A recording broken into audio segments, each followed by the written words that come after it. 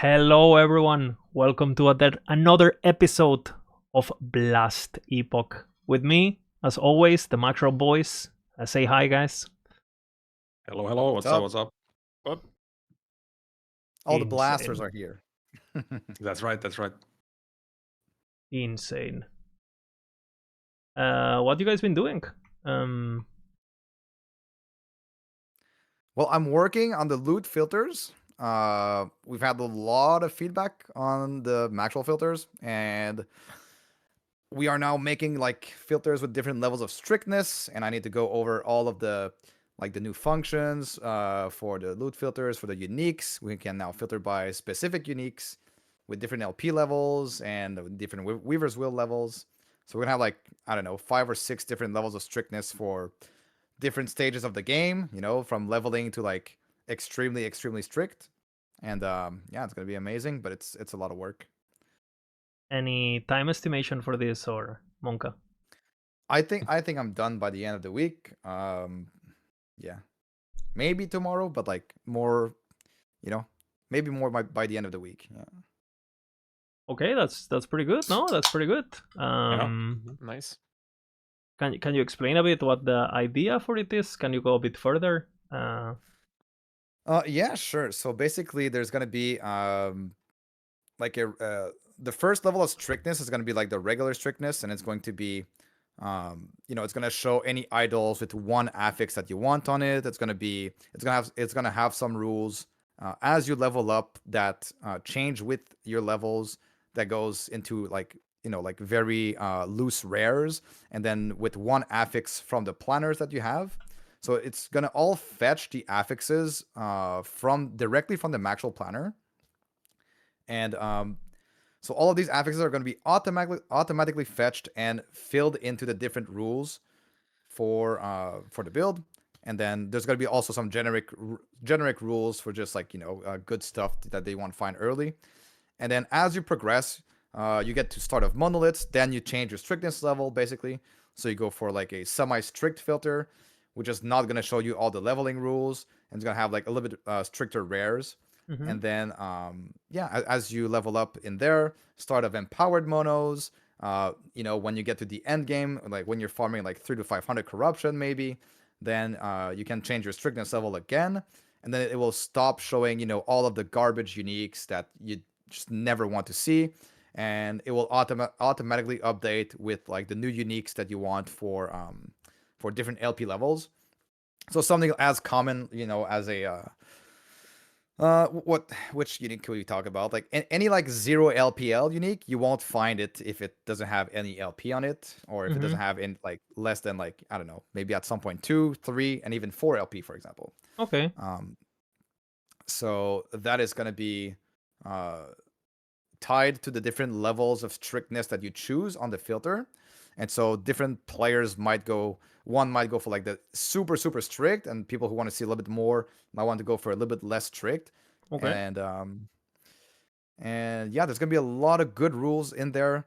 New rules. I have access to new tools so that I can make some rules that just fetch directly the item base and the affixes that are exalted on them or not Okay. exalted.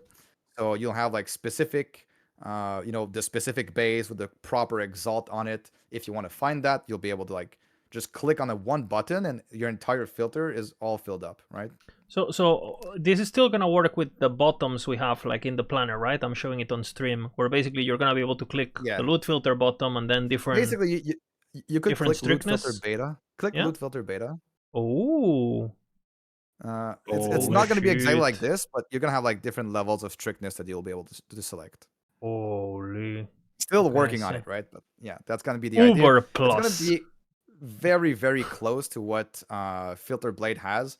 I'm trying to make it as like, as close to it as possible so that players that come from PoE will be fairly familiar with the wording and with like how it looks. There's gonna be a little slider to select your filter strictness, and yeah, that's something I'm gonna have full control over, and I'll be able to make some changes on the go now instead of relying on waiting for someone else to make the change for me, right? Mm-hmm. So it's gonna be yeah, it's really amazing. That sounds pretty sick. Mm-hmm. So again, if you find the regular filter too strict, you see too much, you just go to the planner that you have either getting from the guide or you have made yourself. Just go up one category, boom, right? Yep. Nice. As I said, it's still work in progress, but it's gonna be hopefully very, very good once it's all done. Damn. Well, thanks, Bina, I guess. Thank you, Bina. Yeah, Bina is hard at work while we, he's the filter guy. So yeah. Bina is working on the filter 2 days while I've been shield bashing Harbingers that just go, oh. Yeah. So there's different activities to be done. Yeah, so I've been playing Nova Hammered also like stun locking bosses. You can do it on that one also. So at least everything but Uber Aberroth, of course. Maybe you find a way to stun lock Uber with the shield bash, because maybe. Could imagine. I found it quite like impossible almost to do for Uber. So, but maybe there's a way. Unless there is some crazy scaling, like for example the whip lock, right? That has the ignite thingy and Again, you might use the new idols. There's like idol prefixes with the Weaver idols that have like stun chance and duration. So maybe perhaps. Yeah, this is an interesting topic actually. What do you guys think about stunning, being able to stun Uber in general, like CC in general? Thoughts? It's bad. I mean, it should be stun immune, freeze immune, like a Uber boss for sure. So yeah. Or at least like Fear, where Fear you can do it once and then you use your stun properly when you want it, or you use your freeze or your Fear. You have like, and if you have like many different types of CC, you can CC a little bit more. But yeah, just having infinite maybe put stuns. like Well, I mean, maybe put a cooldown, like you can stun him once per minute, or I don't know. There is some skill involved where like canceling certain mechanics, but you cannot spam it. Maybe it could work with some sort of like, how like when you use, for example, transplant, the node that gives you the bone armor, how you have a cooldown for the bone armor, like you have like a little symbol, but you also have a symbol of like, now the buff is down, right?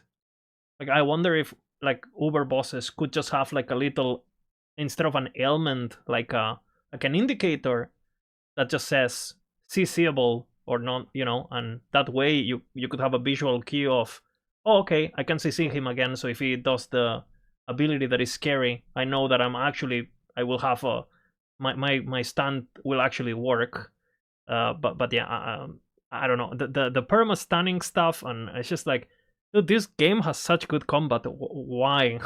Why are you allowing us to remove it? Like, why? Yeah, and not only the Uber, but like, I mean, you can't really, like I said, stun Uber permanently, but like everything else, you can easily perma stun, like all the Harbingers, all the Monolith bosses. So it's kind of, it's almost like the enemies are bugging out. Like just it looks one voice line and just like stand there.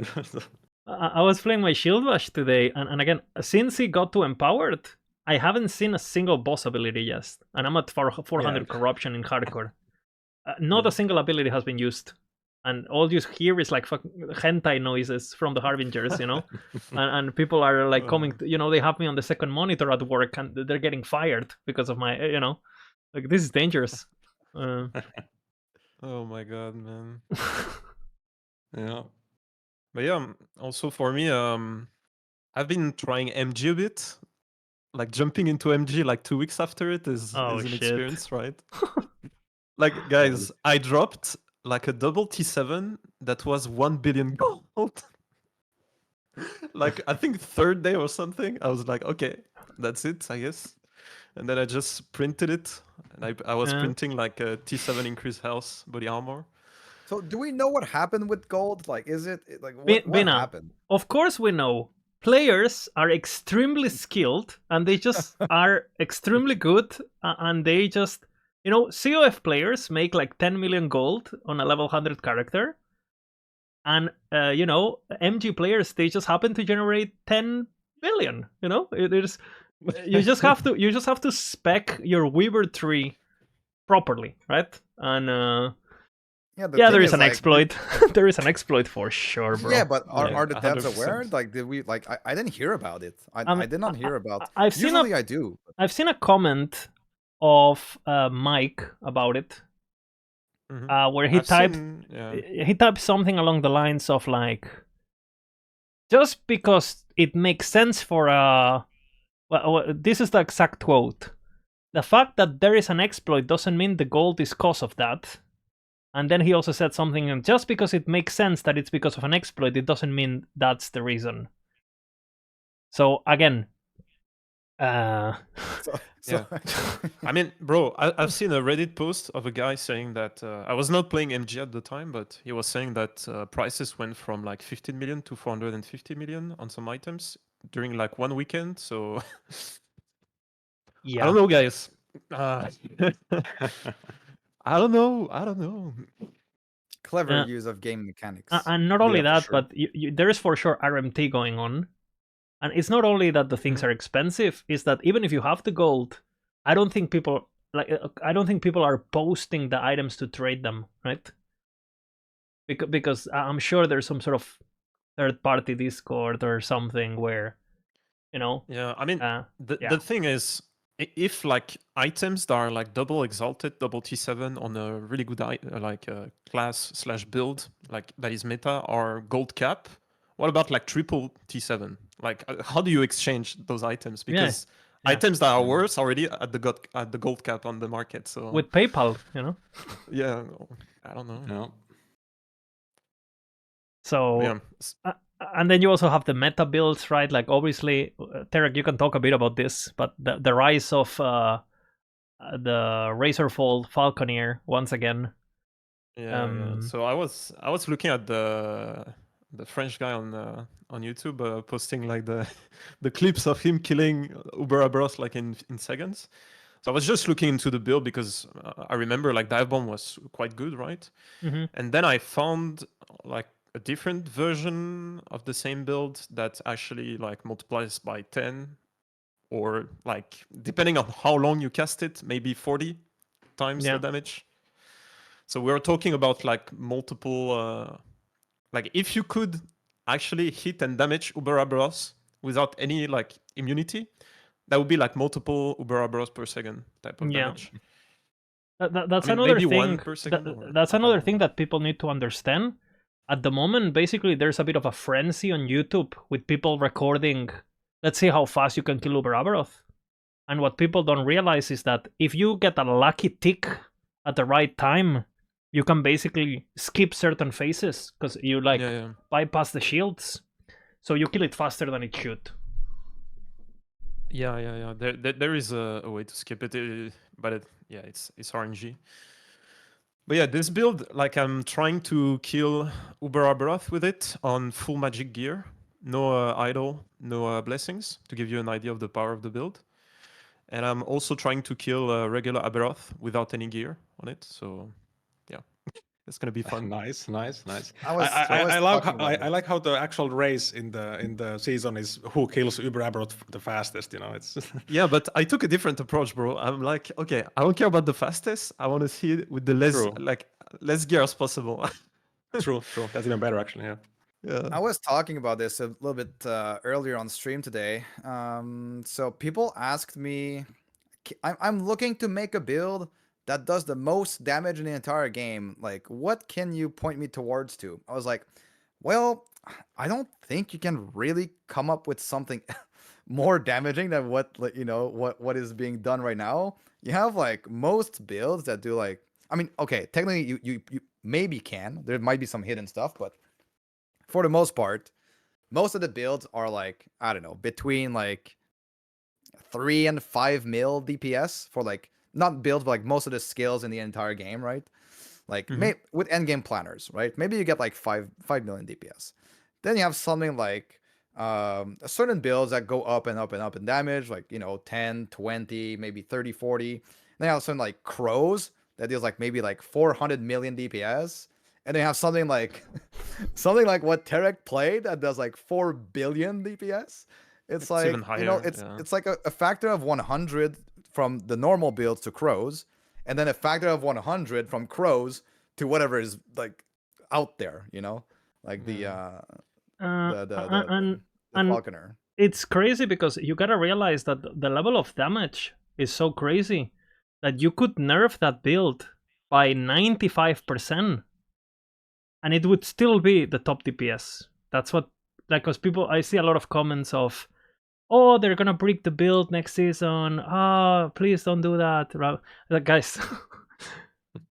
I think Falconer has a problem like right now also. Well, there are so many different builds that deals like in hundreds and millions of DPS. But like, we can talk about that actually, because I think what happened with Falconer is that the community cried about Falconer being OP without actually pointing at why it was OP. And then the developers did a bunch of nerfs into things like the items, right? Bleed Falconer got nerfed by a lot in the items. They nerfed the bow LP level. They did nerf a few things here and there, like the crit chance thingy. They did do some nerfs, the damage effectiveness of some skills. But the thing is, like, the things that break Falconer have nothing to do with the stuff they nerfed. The things that are broken about Falconer are the fact that you can get more damage per Umbral Blades uncapped. The fact that the Shadow Falcons are bugged. And, you know, they either, some things that should work don't work, and some things that don't work should, well, I mean, you know, the stuff that... I mean, it's also the explosive trap node that doesn't have a cooldown. The one that recovers like a portion of remaining cooldown. This is so busted. Like, but there's so many things well. that there's so many things that are just not intent. Yeah. Like the fact that they don't have a cap is just like, what do you expect? You know. Again, for example, all these like nodes that reduce the cooldown of X ability, right? Mm-hmm. If they literally add a line that says this can only proc once every 2 seconds, half of this goes away, because on these builds, like that, either the bow version, the dagger version, no matter what, because you're spamming so many abilities, they're basically feeding into each other's cooldown. And I have literally tried the build myself, and you can literally cast dive bomb 3 times in a row, like boom boom, like literally in a row, like if everything ticks at the right moment. And then you have fucking Timmy playing regular dive bomb, right? Like the OG build, the one that Woody Joe played and stuff. And that one, if you're lucky, you get 1 dive bomb every 2 seconds, right? I mean, and it's just like, you gotta make sure that there's like security lines for all of these things that just get out of control with enough gear. Or for example, things like, again, it's the same thing as Staticorp, right? Hey, let's allow players to stack damage infinitely just stacking mana or stacking mana cost or whatever the fuck, right? It's like, bro, the node that gives you more damage per dexterity. What if that node just said more damage per dexterity up to 100? You know? Yeah. And that way you don't nerf the beginners, like, because that's very careful, because you could say, but keep it uncapped, and instead of keeping it uncapped, just make it so it only gives 0.5 damage per dex instead of 1. Yeah, but then you're nerfing the noobs who are playing around with 50 decks, and then those guys are getting fucked because they don't have access, they don't know how to play the game, they don't progress, and they have a horrible experience, right? What you need to do is you need to make sure the builds are strong early on so people can enjoy them. But you also need to create, mechanisms that prevent things to get out of control, like it happened with Staticorp and it happened with all of these things.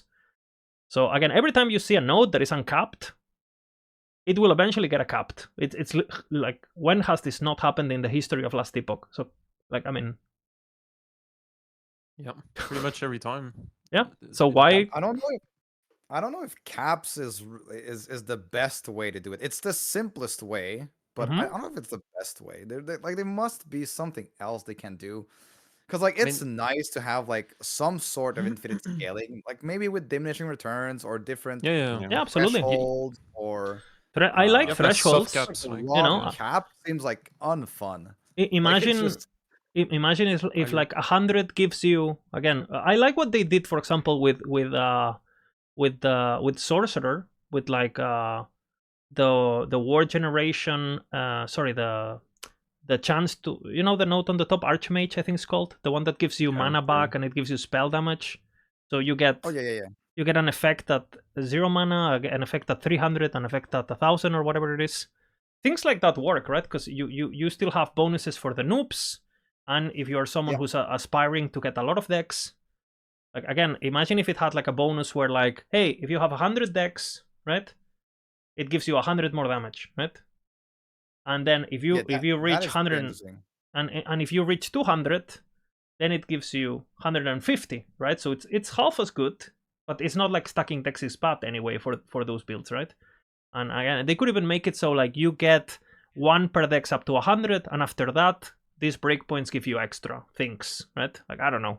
There is ways to do it that obviously, like you're saying, Pina, they're more interesting, but they take more work. Yeah. But I think at the moment, when you have a build that there will be times to get creative, but these things need to get. Yeah, I mean, there's also Razorfall, bro. Like Razorfall is crazy. It's and they nerfed it, like and they nerfed it, Derek. Like not enough. Mm-hmm.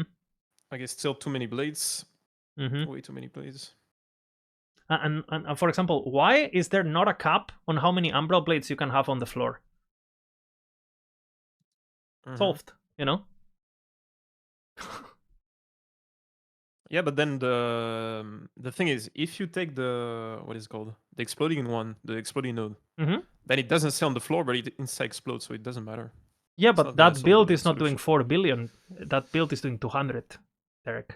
But it's still too much, bro. Yeah, but you know what I'm saying? Like, if the explosive version is doing 200 million, and the non-explosive version is doing 4 billion.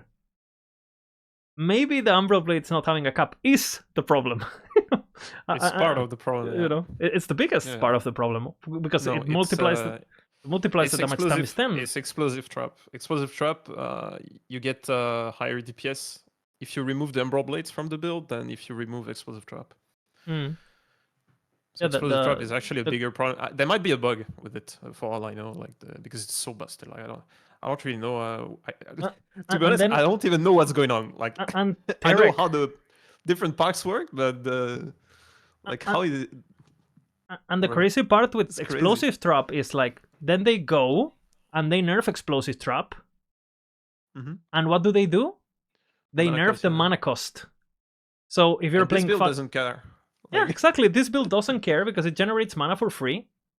Yeah. And if you want to play something else like pure explosive trap or acid flask or any other build, regular dive bomb, you get fucked in the ass. So it's like, hey, you're talking about Endgame. Blast Rain, leveling, right? Bro. Volca build, leveling, got fucked. Bro. Leveling, you cannot even play anymore. Yeah, it feels horrible. Trap. Yeah.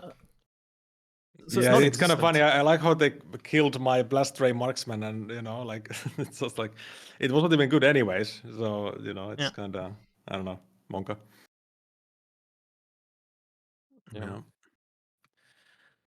Yeah. This drawing board. Rework explosive trap entirely. No, no, it's very simple. Kind of. But I mean, the thing is like, who plays explosive trap for damage, or like it's like so weird. Like it's just like a tool to make something OP, and then for actually using it, it's bad. You know, I don't know. But it's very funny too, because if you take a look at explosive traps has historically had a lot of problems. Like you guys remember, obviously the Jacklord node, right? Yeah. How did they fix this? They go and nuke the weapon completely, right? I don't know why, right? But then eventually the cap came in, right? And now it's like detonating arrow limit per 2 seconds 10. Dude, you don't make it so detonating arrow is costing millions of mana and costing this ability is costing 20 mana per cost or whatever, right? Make it so it's easy to cost mana, and then you just make it so these things have caps. Again, how is Free Loafing Bird still not capped? Like what Tarek is talking about. This node is the problem. Yeah. But it's also fun. Is it though? When you look at it, it looks fun, no? But it gets really like the thing is like if it had a cap, like that is as reasonable as this one, 10 times per 2 seconds, you wouldn't even notice it gameplay wise. The problem is like you have how many traps are exploding per second, Tarek? Because keep in mind the shadows throw traps, you create more traps, the traps explode. like you might be proccing this per second like 20 times with the amount of hits you have and shit. It's like, yeah. This is a problem. Yeah, and there's like some sort of like exponential loop where at the start you're not dealing like a crazy amount of damage. I mean, you're still doing like insane damage, but comparatively to 4 billion, you're not dealing 4 billion DPS at the start. But it's like ramping, and then you continue, and it keeps ramping. Sometimes it plateaus, and then it continues to ramp. Like it's so weird. Like I don't really know what's going on. Like, yeah. People in chat let say the devs. People in the chat say nerf fireball. You know? Yeah. 3 million DPS build. People also saying like we aren't PvP balancing. Matt will remove the fun from the game, but like you do need to realize like if something does 4 billion and the usual DPS is like 10 million or something like that to be balanced in the game, like it's at least you need to nerf the super insane over performing things. And people think fun, but again, something like a Racing Strike, which I would say is a pretty popular build so far in the patch, right? And it's definitely on the OP side of things. It is definitely on the OP side of things. Yeah. Now, does it need to get Giga nerfed? Probably not. Like maybe like a 25% nerf or something, and it would still be fun. You would still one-shot fucking everything, and Uber Aberroth is still gonna be very doable, right? Now, I ask you, what are you like? If you are a player, what are you having more fun killing Uber Aberroth with? A Racing Strike, where you still have to juke some abilities and you might die a few times and blah blah blah, or if you just go play the Umbral Blade build or Abomination or whatever and just like one shot it, and it literally doesn't do an ability. It's just not good for the game, period. Right? So, sorry, Bina, what were you gonna say? Yeah, I was just gonna say, apart from that, like stuff like Abomination snapshotting, Crow snapshotting, Umbral Blades, like apart from those that are like worlds apart, most of the rest of the game, it's in a state where it's in a better balanced state than last Epoch ever was, I think. Yes, I agree. Yeah. Like most of it on the damage side, the good builds are pretty good. They kind of follow each other. Some are stronger early, some scale harder late game. We have a fairly good balance in the game right now. Even though like it seems like it's not balanced when you see stuff like Umbral Blades. But those builds are very few. Like there are very few builds like this, right? So absolutely agree. Actually, it's just a shame that it feels like every patch we're chasing the same error. Like we know what creates these problems, so why don't we just like, again, like ideally you want. There's always going to be something that is stronger. There's always going to be something that takes over, right? There's always going to be an Erasing Strike or whatever. But it's just like it's just a bit frustrating how like some of this is so. I guess I'm super frustrated about this particular case because I think people talked so much shit about Falconer. I've seen so many content creators say nerf or players, not just content creators, but the player base in general, like nerf Falconer. I haven't played it. Nerf it. Like, and then the poor depths, they're like nerfing it. They're not being pointed at the right direction, and then the class, because people, like you can't nerf something you don't understand, basically. So yeah, I don't know. Yeah.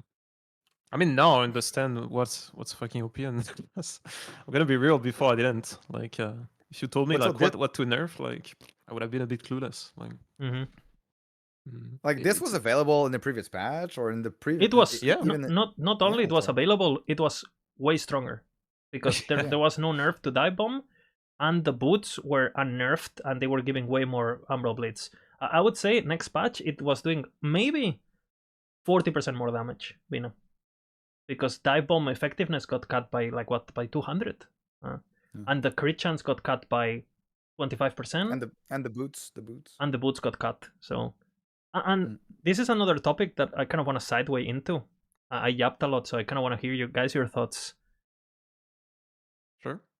People been talking about difficulty, and I was saying how like basically before the podcast started, I was talking about like I think the game is the hardest it's ever been.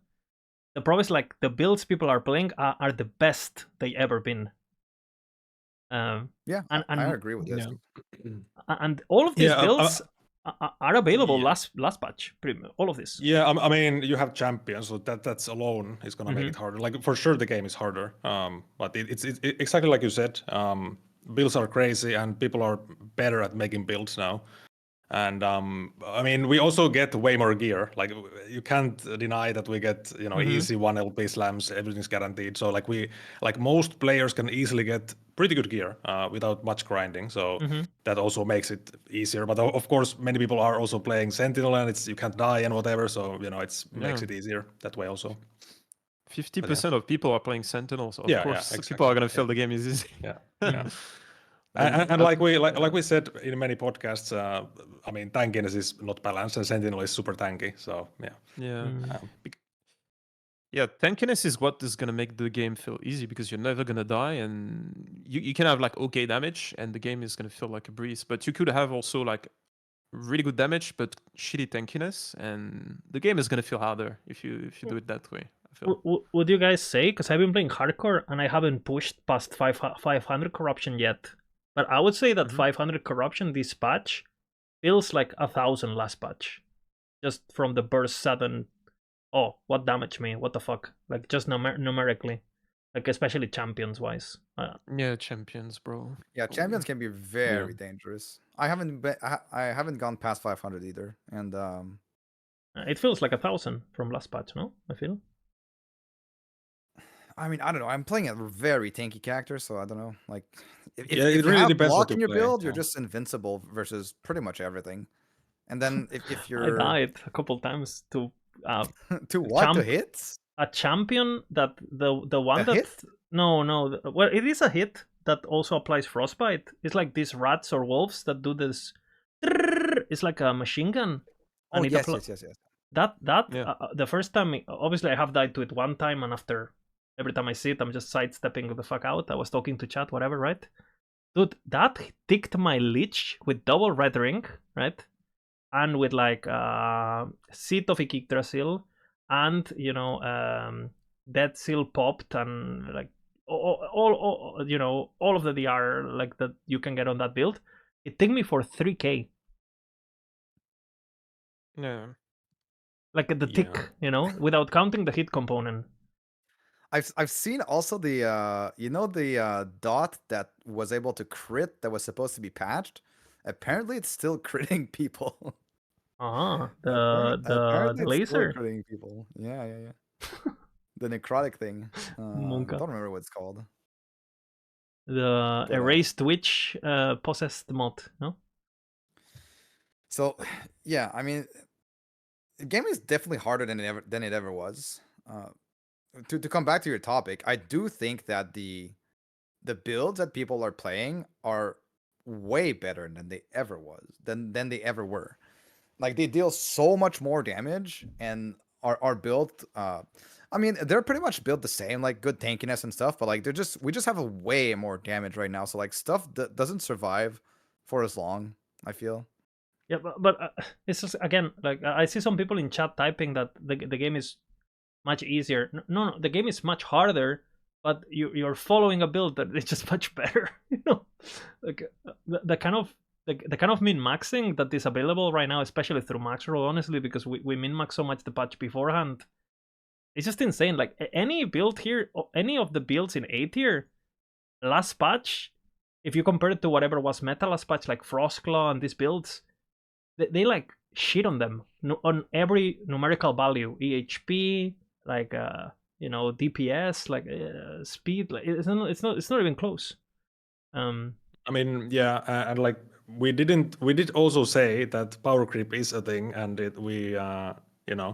you do get way more gear and everything. So it like sure the game is harder, but the actual experience for people might be easier, and most likely is easier. Like so it's kind of two different things. I get it. It also depends because we are the kind of players that we reach the ceiling pretty fast regardless, right? Yeah. Like I'm like again, if you're playing hardcore, I was playing 500 corruption hardcore last patch. I'm playing 500 corruption this patch, and my gear was Giga gear both patches. It's just in one patch it took me a bit longer to get, right? And it was frustrating, and this patch it wasn't.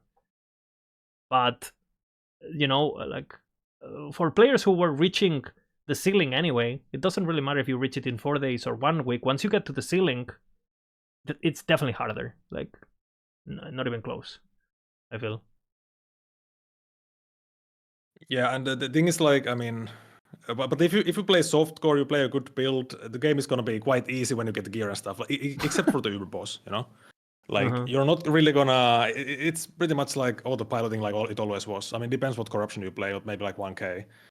And is there much reason to play high corruption? I don't know. Not for me at least. Usually 1K is enough. But that's also one thing that I feel about the game. Like, what's the goal of the game right now for many people? Like, it's Uber boss, sure, but if you beat Uber, what do you do after? Like, what's your goal? Like for me, corruption pushing doesn't really do it for me. I don't know. I'm gonna 1 second. The webcams are gonna go off 1 second because I want to show you guys this picture. Yeah. We should open.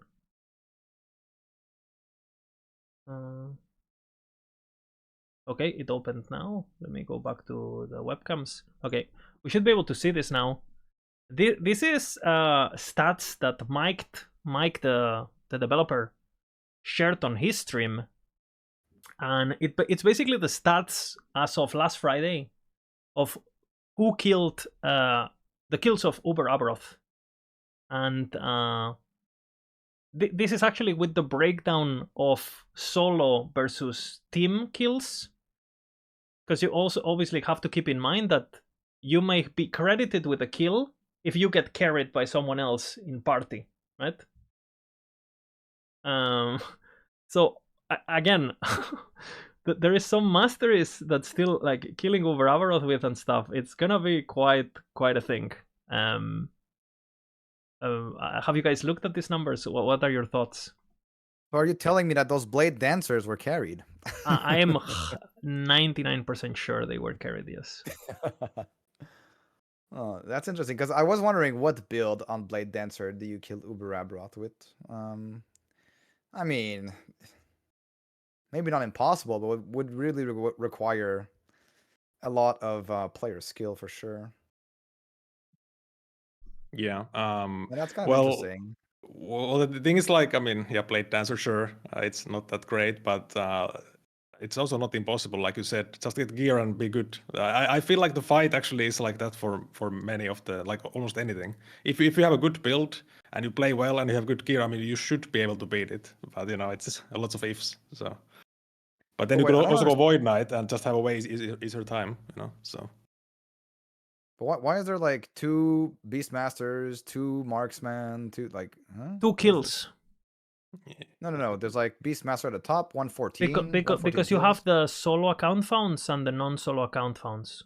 So, for example, these 114 Beastmasters are trait or regular, and then the other Beastmaster would be either solo account found or solo character found, and this includes hardcore, right? So there's 4 Beastmasters in solo account found that killed it. No, there's 4 kills, not 4 Beastmasters. There are it's per, like, it's if you kill it 4 times on your one, like with your one character, it only counts it once. So it's per individual, like, unique player. Okay. Yeah. So these are unique unique players, and yes, and then there's 4, yeah. Because I killed it on 2 different Beastmasters. Yep. Yeah, it should only count as 1. And there's 4. I can tell what these skills are just by looking at it. You know, like, for example, I know the solo marksman is the Woody with this the Heartseeker stuff, and again, and then there's things that are for sure carries, as far as we know, until we see footage of not being a carry, right? But yeah, I'm pretty sure right now, if he shares the stats this Friday, I'm interested to see how much Falconer is gonna go up in numbers. Probably by a lot. I'd say by a lot. Hmm. I mean, that's the easiest kill, right? Well, I mean, Yeah. is it? Is it the easiest Yeah. kill? Bro, I killed it on rare gear like second try. Yeah. Like and third try I also killed it. Yeah, it must be the easiest kill. Like on rare gear, I bro. was like, Abomination is pretty easy, but like, I guess, you know, if No, you only with need Umbral rares, Blades then- is like, I mean, as long as you don't run into the dot, and keep in mind, like if you spec for the cleanse on Smoke Bomb also, which you're casting every second, basically because of how much cooldown you get. You basically have perma cleanse too. It's nuts, bro. Like you lose a bit of DPS if you do that, but it doesn't. I think it makes it so comfy. Yeah, bro. Yeah, but I mean, apart from the Falconer stuff, like, I mean, Void Knight at the top with 2k kills, so that's not really surprising. I'm guessing most people do Erasing Strike on that one. Maybe some Warpath, some Time Rot stuff, you know. I actually feel about Void Knight that, I mean, obviously it's like really like a well-made class for that fight, because you get like less Void damage taken and stuff like that. I actually feel like if you make a good Void Knight build that makes sense, you know, I've seen like multi-strike smite and stuff like this. Any time rot stuff, like you can beat the boss for sure on Void Knight. It's super nice for the fight. So even maybe like Vengeance, if you want to play Vengeance for damage, you could do it with gear. So you know, it's not gonna be optimal, but you could do it. So, and then obviously Paladin with Judgment. Most of them, I'm guessing, is gonna be Judgment for Paladin. I mean, the more I play the patch, the more I feel like if you just build, like the more I play, the more you understand the fight, right? If you just practice the fight quite a bit, like if you have like decent tankiness to be able to tank, you know, a few things here and there, good recovery, very important, and like decent damage, like doesn't need to be like insane damage, but if you just learn the mechanics, do the mechanics, and then just, you know, avoid the bad stuff. I think a lot of builds can do it actually. Yeah. You just need to like, you know, learn to fight. Kind of the same thing with like regular Aberroth when it was released. Everyone was dying left and right, and then next patch, I'm sure a lot of players are gonna come back and just completely blast Uber Aberroth. Yeah, no, obviously, like this list, obviously, because most people play Sentinel, like we said, it's gonna be very biased towards Sentinel. So I mean, it doesn't mean that there's no good builds to play on some of these other classes. It's just people don't really play them right now. So yeah, because the meta is like very much focused around Sentinel. It's a big Sentinel patch. Yeah, which is actually interesting that Forge Guard is still so low. So only a few kills on Forge Guard. But you know, I've seen people do it with like Shield Bash and stuff like that. So it's definitely possible. My journey starts, you know. Yeah. This is the builds that we know can do it. I have a bit of a document. Thoughts. Shield Bash, I guess it's added to the list, no? Yeah, but you do need quite a bit of gear, so more than Endgame. Of course. Usually. But yeah. I saw someone do it on Crit Fire Acid Flask. Oh, Acid Flask. Nice. Yeah, traps Acid Flask. Yeah. With fire. Yeah. I wonder why fire torch and over cold. With what? Sorry. Firestar's torch. For the minus mana, I didn't look fully into the build. I was like quickly looking at videos with the kids, and yeah, I was like, oh, Blade Dancer or no, Falconer. Falconer. So they're doing the mana stuff still with the Falconer.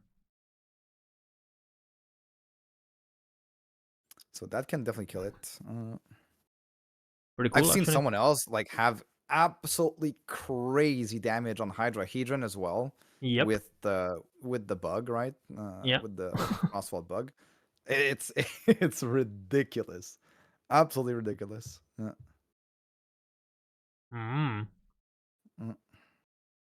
Yeah, but there's also like a big gap. Look, for example, I've been getting quite a bit of heat because I've been saying that basically killing it on a Racing Strike is like you don't need to learn the fight basically. Like anyone can do it, kind of, you know. I would not really agree completely with that. Like you do need to play the fight decently well, especially when you don't have the gloves yet from Uber Aberroth itself, because you are not tanky. You die to every single ability almost. I mean, you can't get hit by the slam. You can't get hit by the dot line slam either. So it takes depends on your gear, of course. If you have really good damage, it's obviously easier. But People say that and every time you use a racing strike, you get like stunned in place for like half a second.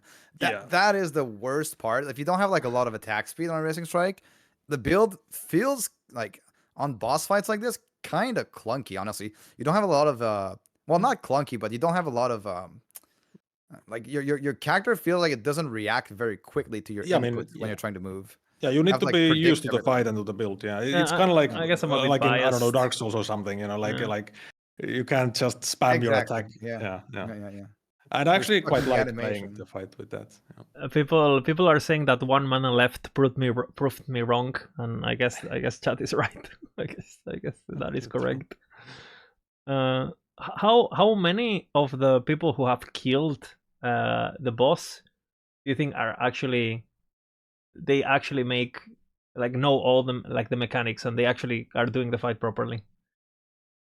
Or are people just like basically over gearing / overbuilding the fight? Most people are just like, I mean, that's also a way to, like, approach a fight. Oh, yeah, I'm not complaining. I'm saying tankiness than I need, so I can how much people you think are basically either DPS corpse rushing the fight or just face tanking the fight.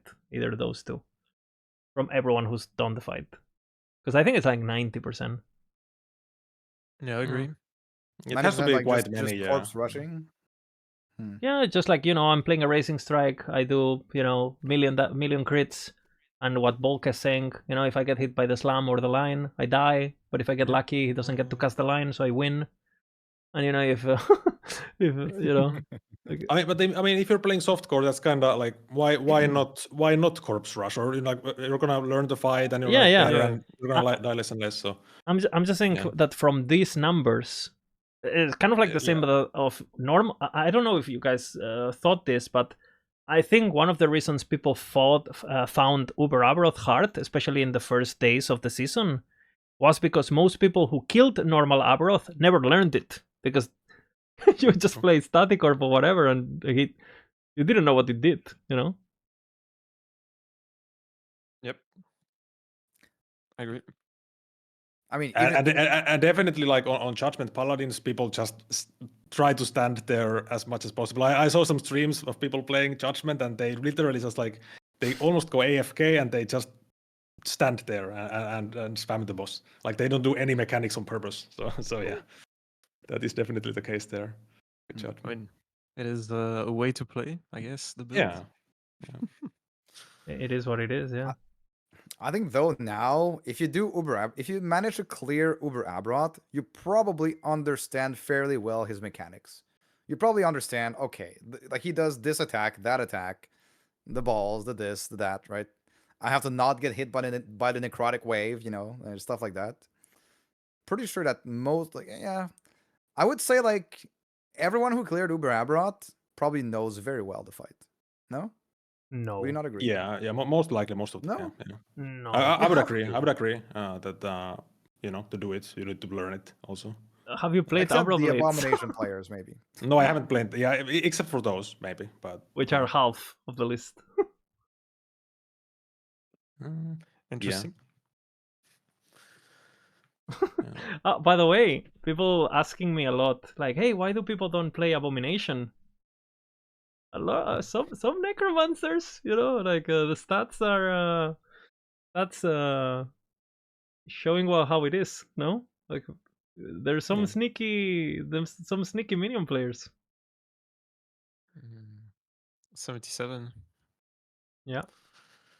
Yeah, but I guess like I don't think we have like a content creator dispatch that pushed Abomination like too much. But like, do you know of any? Race QT played it a little bit. Oh yeah, Race QT. Yeah, actually, right. Yeah, Race QT basically made a video and he was like, go Yeah, this build is broken. Don't play Raid Lord, which Yeah. I remember. Oh my god, yeah. But I mean, the thing is, like Necromancer, if you really want to put, like, you really want to kill Aberroth, I guess you can do Abomination, but like outside of that, it's not super fun to map with it. So, like, I wouldn't personally play with that. Like, the fantasy of it is not super cool either. I guess more people like the minion army playstyle rather than like 1 minion playstyle. Yeah, and it's really slow. It's like slow mapping, like I think people have walking it around and as a second character, no? Like people are not really mapping with it. People just have it as a second character and no? Yeah, it's actually interesting, like seeing all these kind of like Uber-focused builds, like Abomination, of course, but something like the Whip Lock, like stuff like not really good for mapping that much, but people just want to build a character for the Uber fight to do it on a class people don't usually play or stuff like that. So yeah. I like this though. I like that Yeah. last Epoch can become okay. I'll make a bosser build. I'll make a mapping build. I'll make a this build or like a whatever arena build, and those are built vastly different. You know, you don't need the same strength on the one or the other. Like your bossing build for Uber Aberroth, maybe you just do like an Uber Aberroth farmer, fully focused on just like, you know, optimizing that as much as possible. It's kind of like becoming, you know, some not exactly, but like it's getting closer to like a start of what PO1 like grew into, basically. I actually think that's what some people are doing in MG because I've seen and some of the YouTubers like Juice and people playing Umbral Blades and stuff. Like you look at their echo webs and it's just Uber Aberroth because they're playing in parties. So basically, he goes mapping on with a friend, and then he gets Uber Aberroth for himself, and then his web is just it's only Uber Aberroths basically only. Yeah. So he made a build just for it. Doesn't matter if you have delay from dive bomb or whatever, and all you do is you just kill Uber Aberroth all day, and he's selling carries and stuff in MG and giving carries to friends and all that. So And for MG specifically, like you can have like now like the even the economy like especially, I mean, even right now, but I think especially at the beginning of the patch, if you were able to do Uber Aberroth like very quickly, then you know, you just benefited from like crazy currency from selling those items. Yeah. What about the other builds on the other masteries? What do we have on the other stuff like Marksman, Rune Master, Spellblade? Because there's not many of those skills here on the list. Marksman, how many marksmans there are?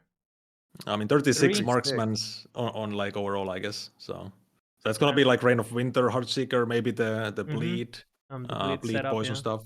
Yeah.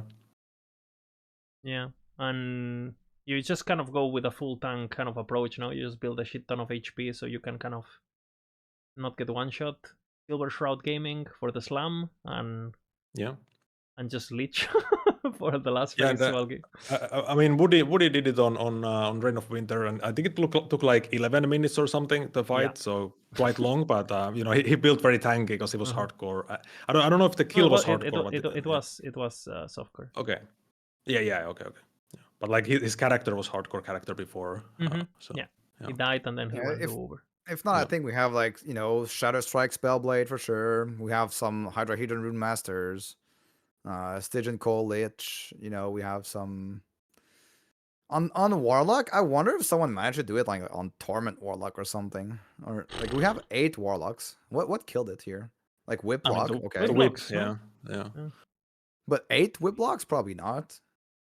I mean, why not though? It's not like it's pretty easy to get going for the boss. But I mean, yeah, and you have to stun, and it's easier to play for it than Torment, and damage is better, and all that stuff. So.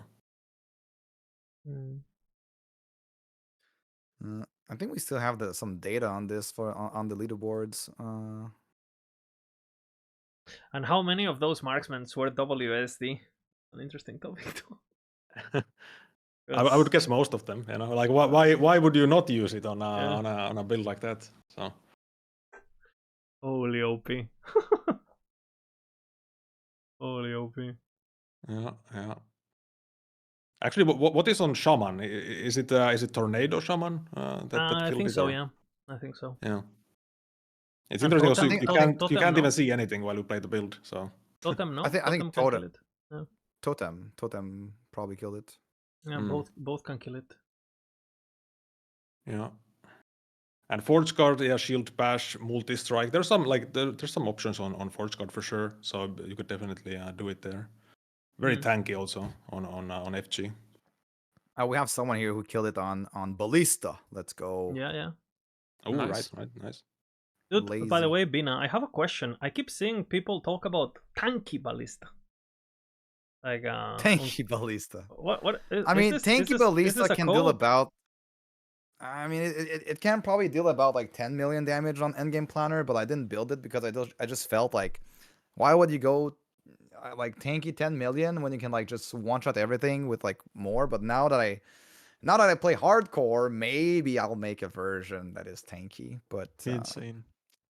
I do think that if you play softcore, you just want to go ZHP. But yeah, maybe 10 million DPS. So it's still better than like, lots of builds. Just yeah, it's gonna be pretty fast actually. Because just mechanically, Ballista just really strong. I'm trying to look through the kills here. There's lots of Sentinels, lots of Erasing Strike. Yeah, the multi-strike smite, which is basically smite now. Yeah. I mean, Void Knight, so made for the fight basically. So. But most people that I know have done this fight is they did it on a Racing Strike or whatever. Then they got the gloves, and then they did it with the. Like again, how many of these builds can do it as a first character? I think the list probably shortens down quite a bit too, no? Yeah, I mean, for sure. I mean, you need to play much better if you don't have the gloves, because it's literally like for many builds with these like HP builds with a lot of Legion stuff, it's basically like 30% less damage taken like for hit damage with the gloves. So yeah, it's a pretty huge difference. What is the Sork kill actually on Sorcerer for it's like 6 mages killed it on Sork. I haven't put the Rune Master. I could put the Rune Master. I think the Dot Rune Master finally killed it, no? But I think it only killed it with the Frost Wall back. Like I think without it, it's gonna kind of, and it's probably gonna get fixed sooner than later, no? Because it's actually a bug. Forge Guard Manifest Armor. Do we have this, Liz, on the list? Yes. On our list, yeah, we have this. Yes, I did it, and again, this build. I did it on CT without snapshotting, and this is probably the most snapshotting friendly build in the game, because again you can just like do full damage for the with bleed and stuff for the manifest armor, and then you spec yourself full block, full regen, full, the classic. I think there's a guy in Arena who's playing that Forge Master, I think he's called, and he pushed 2000 waves, full snapshotted, manifest armor. Like, yeah, you can do that if that's what you have free time for. You can do that.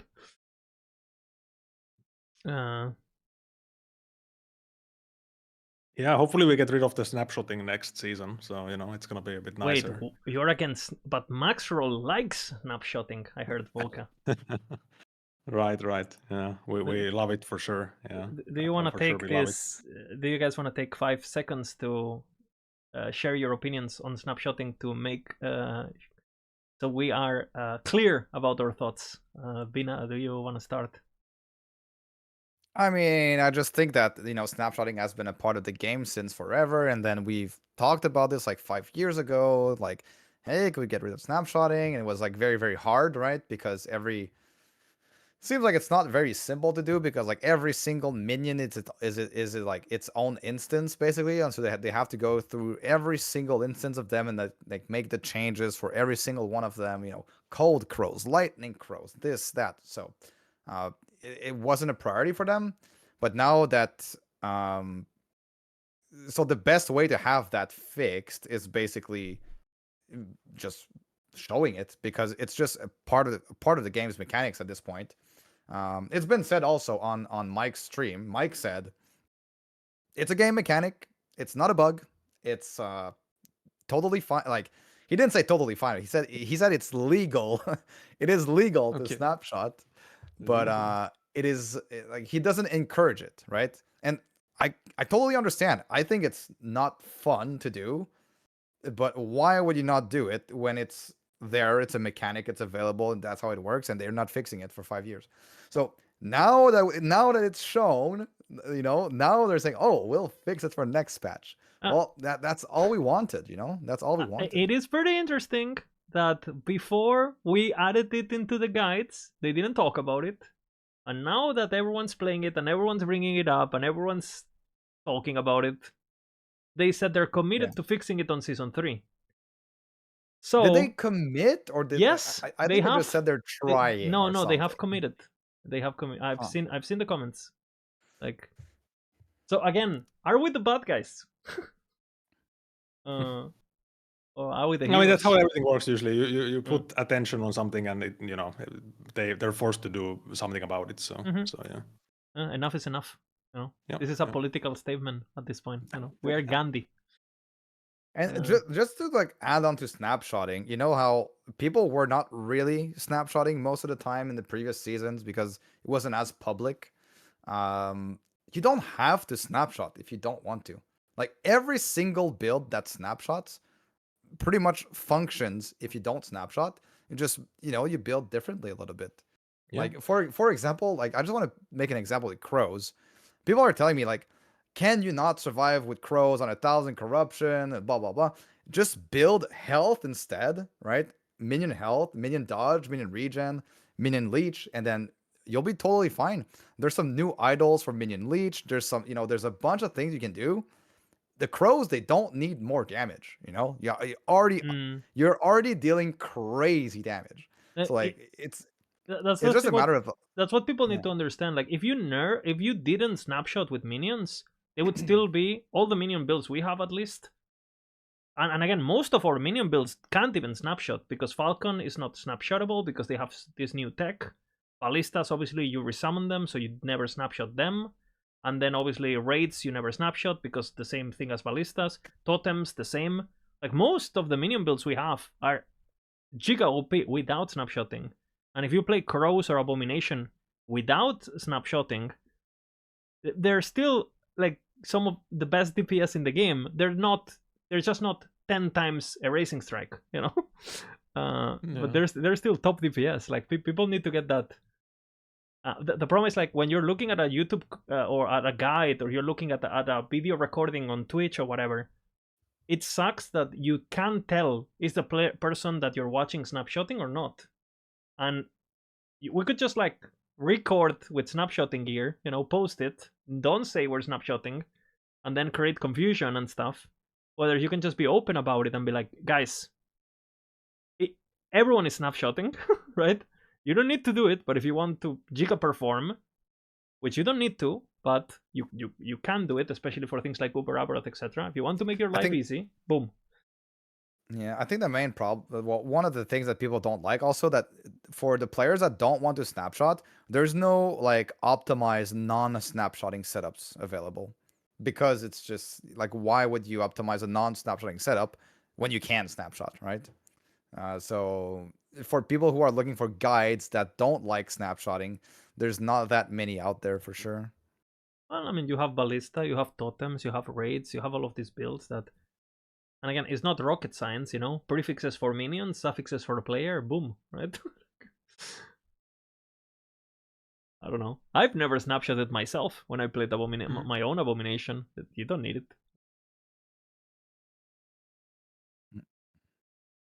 Yeah, I mean, hopefully it's fixed for next season and we don't need to think about it ever again. So. Yep, thank God. So, yeah. Yeah, we don't like it either. It's more work for us. We have to do 5 planners for a guide. The guide is paid the same, It's, yeah, it's and actually... you even had to write like a whole book, like how to all the steps to snapshot. Yeah, it's not like we like it. the book, Yeah. Look at this shit. Walk 5 steps until you proc your 3 The vines. cooking recipe, for Yeah. snapshotting. Yeah, I wish I Oh my didn't have God. to do this and still get paid, so yes, please fix it. Yeah. It's too much. Way too much, man. Yeah, Mm. I'm glad it's gonna get fixed because I told my chat that I was gonna do abomination snapshotting for Aberroth just for the memes. So now that I know it's gone, I don't have to do this. I don't have to inflict myself with this pain. Hey, it's not fixed yet. You have to do it. No, no, no. No. I have something else to do before. Shall we change topic, maybe? Yes. Uh, we haven't actually talked too much about this in the previous podcast. I guess for good reason. That affixes. Yeah, I guess because they're not that good. But there's some. I mean, the time rod set would be maybe the best example of a good set that people actually use. We do use that, yeah. Yeah, so that one is good. Just nice stats, nice damage. And I have something like Bleed Hammered in. I use the bear set for some strength and stuff like that. But not even on the aspirational planner. I don't have it anymore there because it's better to go for the uniques, legendaries. So that's the main thing. You can't have the set affixes on a legendary item, so it's kind of GG with that. So yeah, that's pretty much how it is. The bear set affix on the gloves though, 3% held regen per strength. I use it on the crows on my hardcore variant. You reach like over 2k held regen, and some builds can reach way more than this, right? But like at that point with Vessel of Strife, you're almost like invincible, honestly. Yeah, that affix is really strong. Yeah.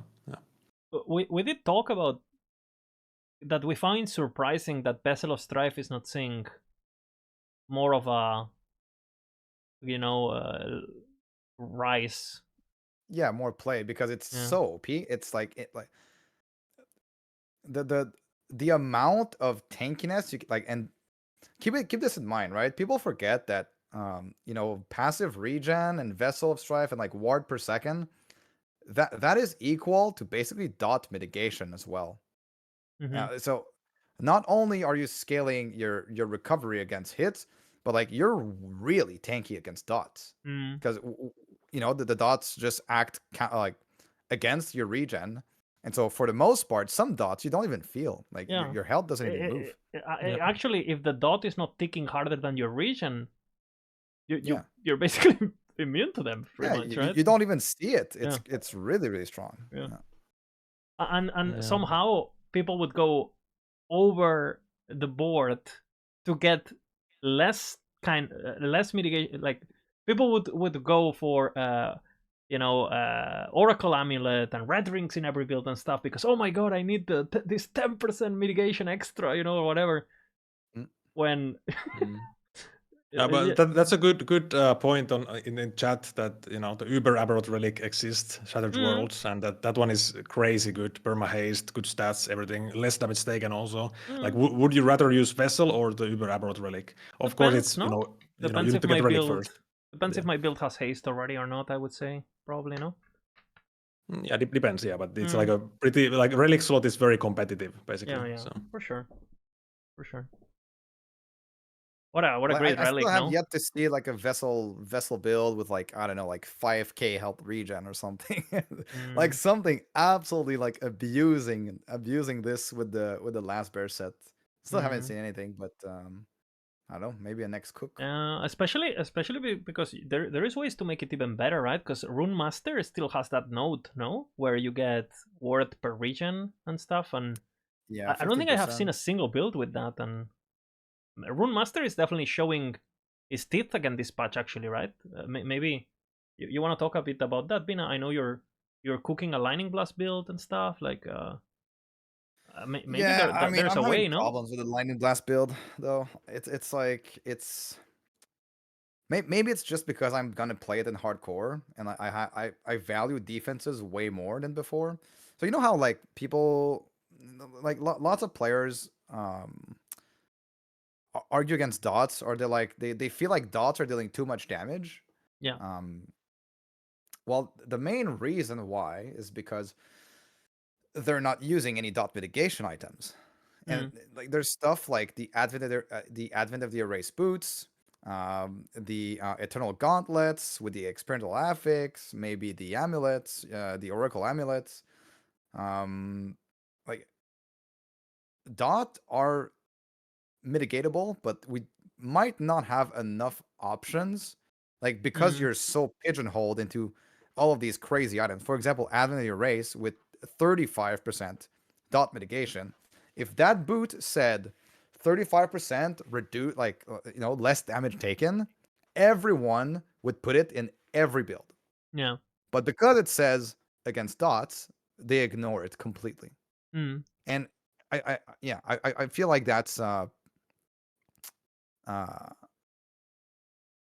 that's kind of like, why does this happen? Why does this happen? But anyway, to come back to the Rune Master thing, to the Lightning Blast, I feel like my Lightning Blast character probably won't be tanky enough for hardcore if I want to play at 500 corruption and never die. It's still gonna have a risk of dying, so yeah, I'm having trouble figuring out the tankiness because we have so little options available, right? Which kind of like ties into the previous topic, no? What we were talking about, like the game is harder. Dude, last patch, you could play a Sork or a Rune Master with 8k ward, 2 red rings, and you were legit immortal. Like, 1000 corruption, it doesn't matter. Like, you could not die.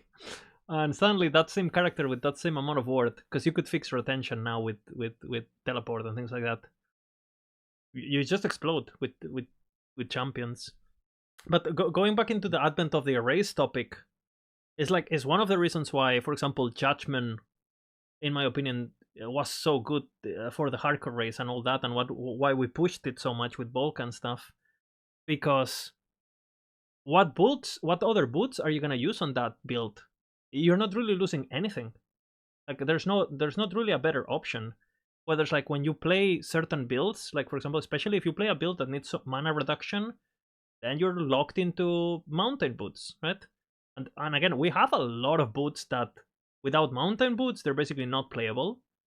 Then you have a lot of melee builds where, like, if you're not using like Sulron Step, or you're not using Dark Strides, or a lot of like Blood of the Exile used to be like you're so fast with that shit, right? Yeah. It's like getting Advent of the Erase is also a bit of an adventure, right? Getting a good pair. Yeah.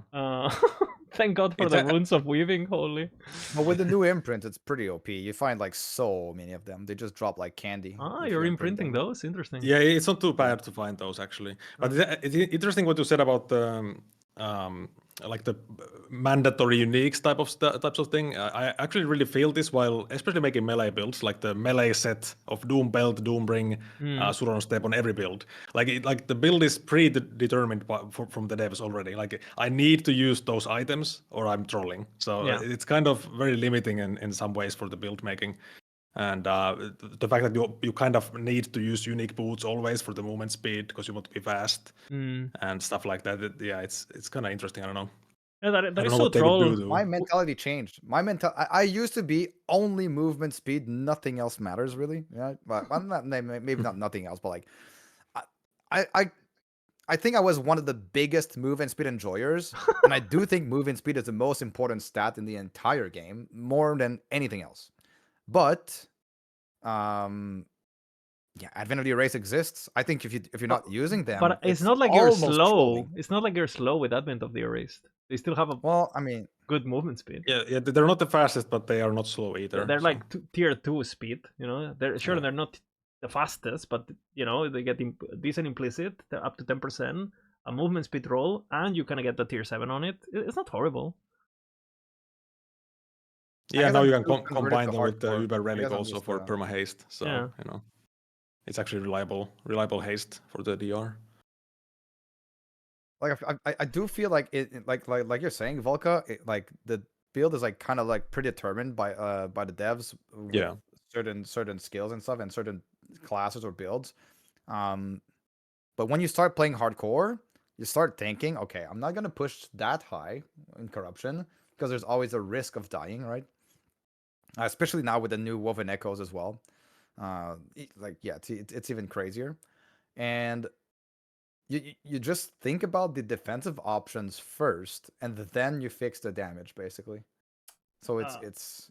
I mean, Bina, you're talking to people who have basically always done this. You know, I'm a bit of a defense enjoyer myself. Call me Nostradamus. But going into what Bolka was talking about, like, how is chance to apply Doom on something else than the ring? Why is, like, again? It's I don't know. It's kind of interesting because I almost feel like it should be only for void damage or something. Like somehow make it so not every, like, you play a physical Forge Guard Chica Chat build and then you still need to get the void items every time because it's a lot of damage you're missing otherwise. That's not. And they also have other good stats. It's not like it's just the damage. Or I almost feel like, bro, every fucking build is using Nihilis anyway. I mean, it's an Aberroth thingy. Might as well. Would the game? Imagine if you could slam, like, as a prefix, like, chance to apply Doom, or as a suffix. So you would be like, hey, you know what? I'm gonna waste my 1 LP on my Nihilist to get Doom, but I'm free of the fucking ring, you know? And I can start thinking about red rings, for example, because I'm playing Shield Bash at the moment. And I'm like, bro, I have like 180 strength or whatever. I'm like, oh man, red rings here would be so sick, right? And again, it's what you're saying, like, fuck, but I can only wear one because I need the ring, and yeah, it's just like every build the same combo. It just sucks, you know. Yeah, I guess it also means we're quite optimized now when it comes to these builds. Like of course, like on any 200 build you have Titanheart usually quite often. Maybe use the minion armor, but it's like we use the same options on many builds. So I don't know. I do think the devs are learning about this because we used to have this problem, for example, on minion builds with the teleport affix, that it used to only be on boots, and then it's like, fuck. Now it's on rings. Now, the fact that you can get it on rings is like so nice, because if you only have 1 LP boots, you know, you just get the on idols too. Yeah, so nice, you know. So we need more of that for again, things like Doom, things like melee. I again, maybe Doom is a bit too much. I don't know. Kind of like that melee has something over range, but the idol enchanting opens up a lot of possibilities, which is really nice. I really like that we're able to like get better idols now and craft on idols, and you know, like they can just like. It seems like they really nailed this patch. This patch just has so many amazing things going for it. I'm just wondering what the next season is gonna be. You know, like the next season we're gonna have like the. Then we got teasers. We got teasers. Right? We have to talk about this actually. Anyone's got the the screenshots that maybe can link them? Well, I can link it to one I found, but there I have that link there. You can open it on stream maybe. But that's the only one I found because okay. This is good. I have my full theory, by the way. I'm ready to share it. But what do you think? It made me think about what you said last time, actually. But there were like also the Monster Hunter. Yeah. There was more than this, but I don't know how to there's find the them. X. Does anyone have the X also?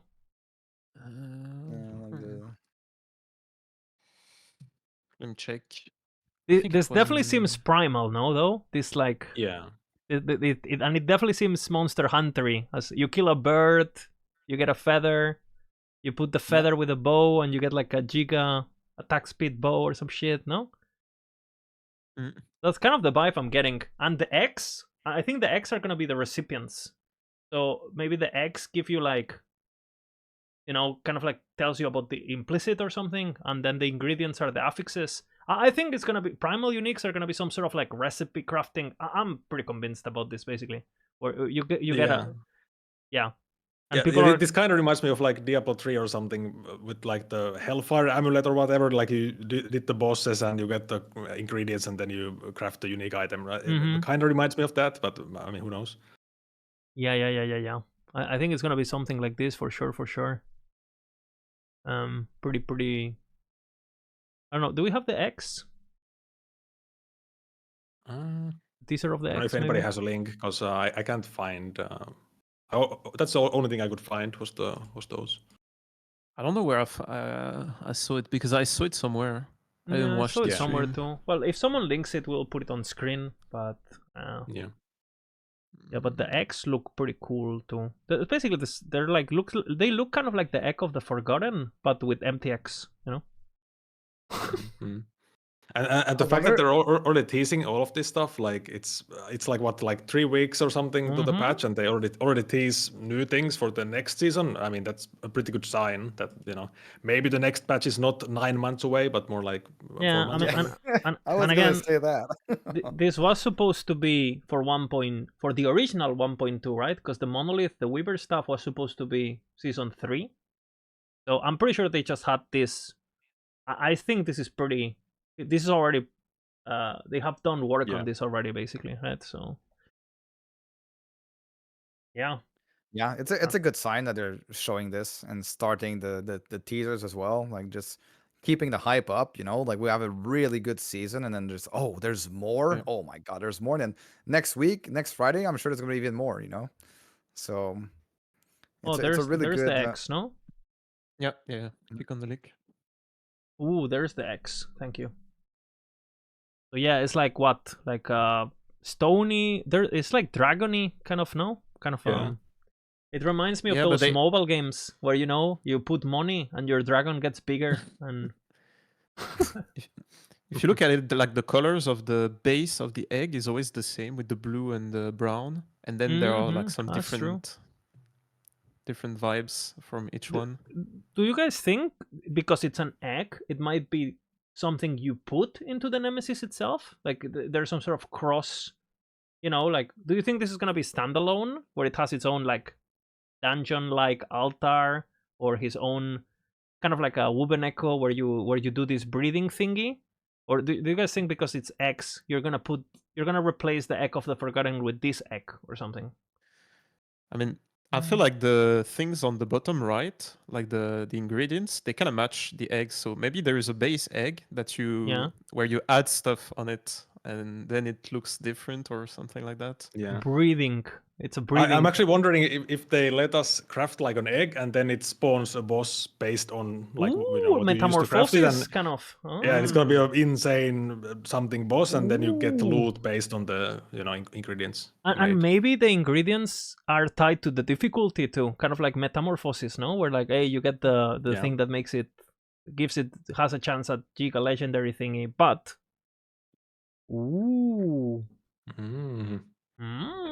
what was what was that Logan Paul game he did? The zoo game, you know? What are you talking about? That's quite the rich. What bro. is this? You know the crypto thing. You guys know what I'm talking about, or? I have no idea what they're talking I about. think I know. I think I know, but I don't remember the name. Whole game. I don't remember the name, bro. Crypto Zoo. Yeah, Crypto Zoo, bro. I really can't wait. Like, I mean, they nailed it. They nailed it this season. And then whatever I see, I'm just excited. Okay, like my faith has been restored in EHG. Holy believer. Like, my faith kind of faded when they did the cycle refresh, and then with no balance change and everything, I was like, oh man, are we really going this direction? And then bro. But now, holy, it's like I see the light. I can see the light. Holy. I do think like it was kind of good, I guess, that 1.1 was a shit show because they were forced to step up, no? Kind of like. And they did. Yeah, they did. So praise EHG for once. I don't think I have complained since the patch launched, and I'm a bit of a professional complainer, so that's impressive. You know, it is impressive. Yeah. And I think for the next patch, they said they're gonna do like Acolyte rework or something like that. So that's pretty good for the maybe Lich finally is not old as fuck, and it's actually like nice. We'll see. I tell you what I want for Lich. I was talking about this on stream today too. People were asking. I feel like we kind of we have the Dead Seal playstyle where it's all about sealing your HP and kind of petrified blood, right? I think it would like the OG Liches before Dead Seal existed were low life with ward. I feel like we need some sort of chaos inoculation node for Leech. You know, Oh, that would be interesting. Yeah, where yeah. you set up your yeah. HP to 1 HP and then you go full ward, and maybe your HP gets converted into word per second, and who the fuck knows, right? Holy. I think that would be threshold. Yeah. That's kind of what I'm hoping for. Also, chat saying dual wield Leech. That would be something. Dual wield harvest, you know, with like double axe sight or something. Yeah, holy dude. Why is that not a thing? Like, it has to be a thing, right? Like, it's scissoring time, you know. yeah, yeah. They need to make like a Lich melee Chica Chad, you know, stuff for the class. Like, please. They have said no that they're making a new melee Lich ability. Haven't they said this before? Oh. I've heard it before, but I don't know if it's you know, the kind of thing that Mike said 2 years ago and just never happened. Hey, Yeah. Might be. Yeah. I mean, make harvest great, and not great again because it was never great. So make it great, you know. so make it good. Oh shit. Yeah, that would be pretty cool. MTX for Leech too, you know, make it look like a goth mommy, you know. Yeah, wearing... and it's also true that while you're in Reaper and stuff, you're dual wielding, right? Like the character is dual wielding, but you actually can't dual wield. Like, it's kind of, what is this, you know? So it'd be pretty cool if they make it so it just mirrors your weapon or something, you know. So that's interesting. What about dual wielding two-handers with that, you know? Yeah, holy. like, you know, like whatever you have equipped on your main hand whenever you transform, because, you know, it's just you just get boom, you know. Giga. Boom. So, and you're playing with staffs, you know. You could use a staff and then transform, and you have 2 staffs. Holy, like. What about 2 event horizons? I mean, maybe they limit it to some like specific times as slow. Yeah. What a great weapon! I love Event Horizon actually. Hey, can we talk about the boot when you transform in Spriggan form? That just you cannot move while you are in Spriggan form. Oh my god, man! Like, some items are just really really old design, no? Yeah. Fantasy, you know. Well, I mean, Yeah, what is the fantasy of not moving, like, right? Like, I mean, being the turret fantasy, you know. the turret outdated fantasy. is the word. Yeah, outdated. Some items are kind of outdated. Yeah. I mean, they'll get to it eventually. They're doing all the passive trees. They're doing all of these. After Acolyte, are we done with reworking all the classes? I mean, what about Rogue? So, no? You know, Blade Dancer, Monka, like. Blade Dancer is so yeah. shit, brother. Like, Yeah. You completely forgot it's even the game, so I mean that tells you something, right? I do think we need like a big overhaul in general for defenses. Like block effect needs a nerf. Glancing blow needs to be easier. Like, would the game be worst if marksman just had 50% glancing blow as the racial? Would that just break the game? Like, come on, brother. Like, don't make me stand on, you know, like on my smoke bomb to cap my glancing blow, whatever. Like, I don't know. It's the fantasy, Lizard. You have to keep the fantasy. And then Blade Dancer, the abilities are just like, it's good for leveling, and it's and not even Falconer is better, you know. And you know what? It's the fantasy. You know, like Rogue does 4 billion damage and does not get 100% glancing blow. Okay. Well, in that build you do, but yeah. Yeah, true, actually. and it's only Falconer and only this one like specific type of build, and then you have Marksman and Blade Dancer just like crying in the corner. So you know. But again, Marksman is kind of okay because you have a few builds that are multi-shot is okay, Hell of Arrows is okay. It's kind of on the squish side, and you need gear to get tanky. But Blade Dancer is like, okay, you can play Shurikens, and you're lower damage than all of these builds, and you're squishier. Then you have Shadow Cascade. Even if you bug it, you do 2 million DPS, right? I mean, okay, I will have to leave to get the kids. I'll leave my camera up to not mess up the beautiful display. Oh shit! Anything you want to say before you leave? I wish I could talk more. It's always so fun doing these podcasts. I think we should do it again next week. But yeah, I need to go. So GG guys. Right. GG Bina. GG Bina. Holy, he left us. So Tarek, why don't we take this now that Bina, who always scares you, is gone. Why don't you want to talk a bit about your thoughts? You've been playing the game a bit more. You said you switched to MG. What you been doing? You've been cooking a lot offline. Like, tell us. We want to hear the Tarek. Yeah, I mean, okay. Yeah, I'm the kind of guy who in this game likes to go from one build to another. So I'm not really like playing one build for, I don't know, more than a week. Mhm. Like I never do that. And I kind of like different projects at the same time. And I started with MG, trying to find basically like a really, really good speed farming build. So I tested a lot of different builds and I ended up with like multiple builds in the end. But I level up like what is called a Witchfire Mhm. Warlock. And this thing is crazy once you have the the movement speed going, because it's not the kind of build where you're gonna deal crazy damage. But the AoE, like the clear of it, if you have enough damage, is insane to just like one-shot regular mobs. Is there some footage or something? Yeah, on my Twitch. I don't have a video on YouTube. On Twitch? But there are people who played this build as well. But my version is like 200% movement speed, where you have like some sort of invisible circle around you. There's 10 meters around you, and everything that comes inside that circle dies. that's the gameplay. So you just proc the buff, because you have to proc Ignite Overload and Damned Overload, and then you run at 200 movement speed in the Shrine map, so you get even more, like sometimes it's like 230, 250 movement speed, and you just zoom, you're like, and you're vacuum cleaner, vacuuming all the mobs.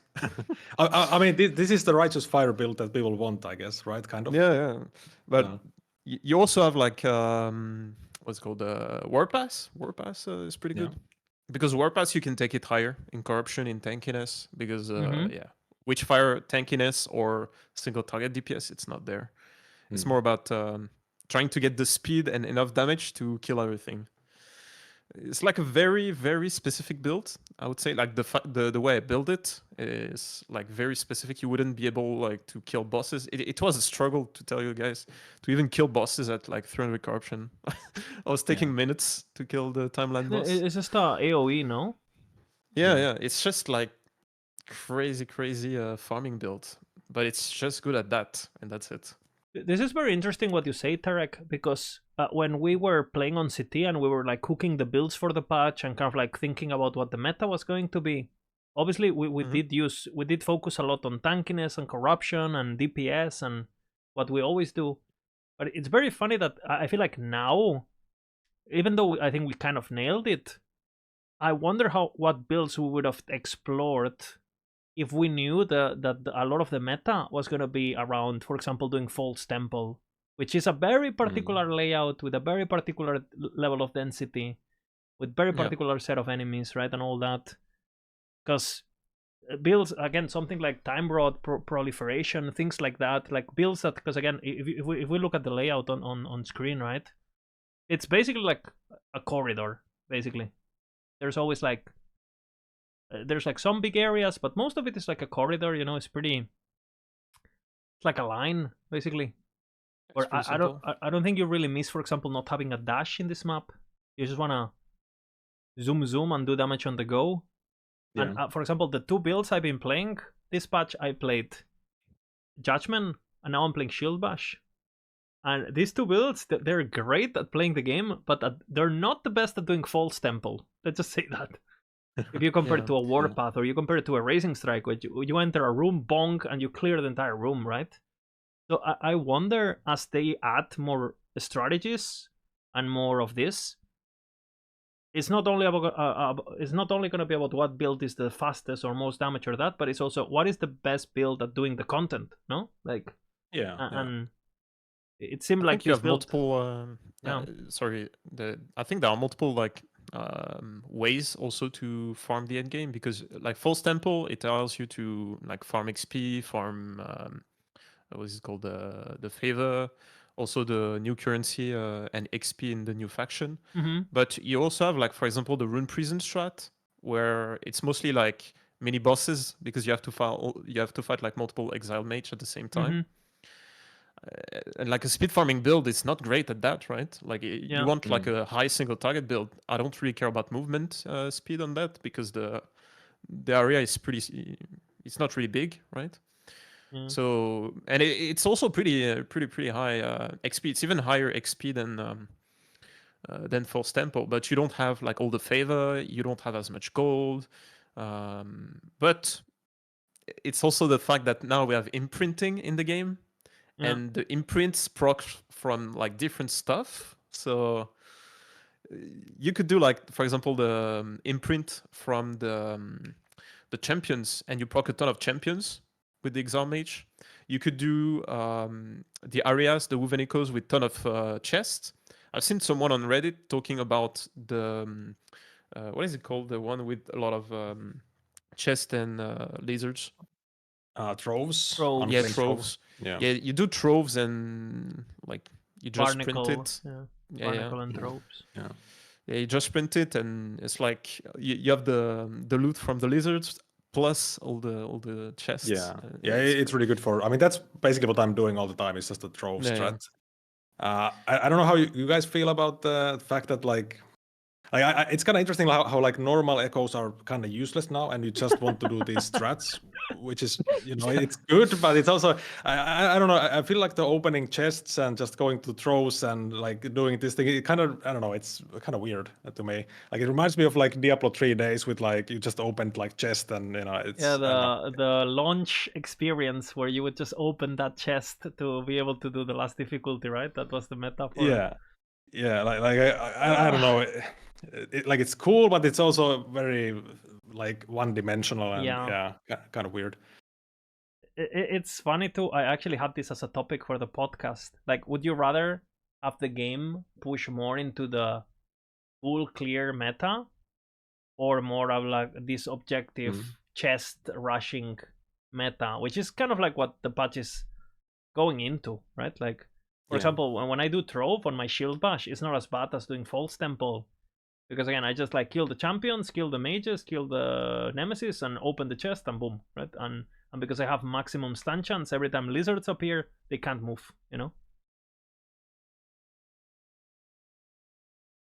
Yep. By the way, can you hear my voice fine? Or Yeah, it works fine for me. Yeah. Okay. Yeah, because I was hearing like your voice as like kind of robotic. Oh shit. Okay, yeah. Like Monka. But yeah. But yeah, it's like I mean, there's definitely it depends on like what kind of player you are, of course. Like people in chat hyping up like the PoE style choosing and stuff. I mean, it depends. I mean, many people like that a lot. Personally, I just like to go in and just play like blast and not having to like too much think about the strats and have like varied content where I'm maybe even challenged. Like I might even die, and it's like a challenging thing. And like I wouldn't say like doing troves is very challenging or false temples. No. But it depends on the corruption, of course. But I also it opens up the conversation of like, should these strategies should they be self-sustainable? Because I don't mind doing like a bunch of like every couple days I save up a bunch of amber and I go for this like loot explosion thingy but I think like the fact that you can, if you set it up properly, the fact that you can just do false temple only, it does like, why do we have all of this variety of content if in reality we actually have less than before because you're doing the same echo all the time, right? So, and again, people do like being able to, hey, I'm only gonna do this and blah blah blah and feel like a robot. But is it actually good?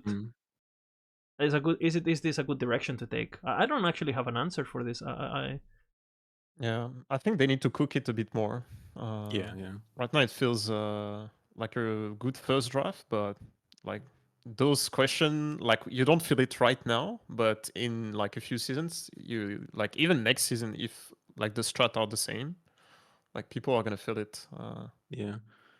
It's definitely good to have options, right? So like having this is very good, but for players like myself, I'd really like to have something where it's not really about the choosing, but you have something maybe kind of like delve in a way, but also not delve, not like corruptions type of scaling, but something that like challenging and stuff like that, and you don't need to choose, you just like go in and like test your character and get loot and whatever, like some kind of like progression based thing. And I don't know. We'll see what they do, but like it's good to have options, for different players, different playstyles. Yeah, and this coming back to what we were talking about at the beginning of the podcast, but I do feel like if I had to start the season again with all the knowledge I got now, I would probably have two characters that are massively different. Because the thing is that if you play solo account found on COF, like I would play a character that is literally doing giga AoE, giga speed, giga blah blah blah, right? And then I would have a character where I just run boss prophecies or whatever, right? And I don't know how many glyphs of envy you guys have, but they're basically infinite this season. Yeah. So which basically means you don't ever need to do regular echoes to get stability ever. Yeah. Which means you can actually have a character that all you do with that character is glyph of envy bullshit. You just go in, kill bosses, glyph of envy, proc prophecies. Again, something like a shield bash is great at that, right? Because bosses don't move, you're just chilling, kill the bosses, boom, boom, boom. And then once you save up a bunch of you make a bunch of favor with your farmer character, and then you go into your bosser and boom, boom, boom. And I find again, I'm kind of just playing. I leveled with shield bash as pure fantasy, the tale of chat and blah blah blah, right? Yeah. But if I wanted to be efficient, like, yeah, it does feel like the game is really going into that direction of being specialized, right? Because the benefits are so huge, and it's the thing, like, you don't have to do it, but if you do it though, it's so much profit. It's like, I mean, maybe I'm also like a bit like nostalgic about the old type of LE where you actually like you went for the exalted nodes and it was like, okay, I got 10 exalted drops, holy, and like it's like trying to get like a single T7 was like massive and stuff. So maybe it's just like a nostalgia also, but I kind of liked that you actually had to do the echoes and but that's how the game evolves. It is what it is. But yeah. Yeah, I personally I didn't expect the game to have so much power creep. Yeah, true. Coming from before 1.0. Like, could you imagine this level of power like before 1.0? That's kind of crazy. Yeah. And this actually kind of ties to what I said before a bit. Like, what are you gearing for? Like, some people really just enjoy min-maxing a character, getting triple exalted, everything. But like, for what? Like, for what are you doing that? Because it's not like you need it for Uber Aberroth usually. So for of course, this is also like personal thing, but like, I want to have some kind of thing to actually like something to use it for my like what do I do with the gear basically. Yeah, so I think we have arena for sure, but the fact that at the moment is a snapshot endurance test rather than a skill test doesn't help. Like, none of the good players even bother with arena anymore because snapshotting and all that is just I don't know. I might push arena in hardcore because in hardcore it's actually kind of cool. But in softcore, it's like, do I want to sit 10 hours to beat the snapshotting guy? Like, I don't know. Yeah. Do I give a fuck? Like, who cares? What would you guys do with arena now? Having a bit this perspective, actually, because I do think ladders are important. So even if for those who don't care about it, the fact that they exist, they're kind of cool, no? To create a sense of community and discussion and competitiveness and Yeah, they talked about like adding more ladders. What I would like is like a ladder for like bosses and stuff. That would be cool. So like when you start a season, or like let's think about like the future, like distant future, where technically look at PoE. They have like some sort of private server where you could do like events, like limited time events. What if you could do like those events with like specific rules, and you had like an in-game leaderboard with like who killed this boss the fastest, or who has this much level? I mean, we already have the level thingy, but I wish they would explore more. Corruption, I can see it, but it's kind of a fluff. Like, I don't really like look into it. It's more about like if people want to to like grind corruption as much as possible, it's there. Yeah.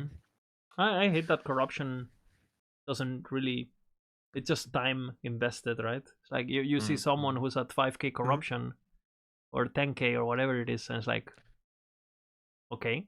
Yeah, but then you could say, okay, in a in limited event, in limited time frame, you're gonna have builds that are gonna get to higher corruption faster than others. So I could see a point there. But like, it's in kind of terms time like, based, no? If you go to sleep, the guy who doesn't yeah, sleep yeah, yeah, beats of you. course, You know? of course. Like, But you could say like, okay, in a yeah, no, I guess yeah. If you do like 24 hours, you you do race for 24 hours. The first one to go to sleep like is done. yeah. I don't know. Yeah, Yeah. that's also a yeah. thing, I guess. I wonder for Arena, like what can they do to make Arena like interesting for people? Because people don't like even people just don't like the Arena. Basically, it's just too simple, and you know, like even though there's a lot of nuance that people don't see usually, but like in the combat there. But yeah, I wonder what they can do to actually make it interesting.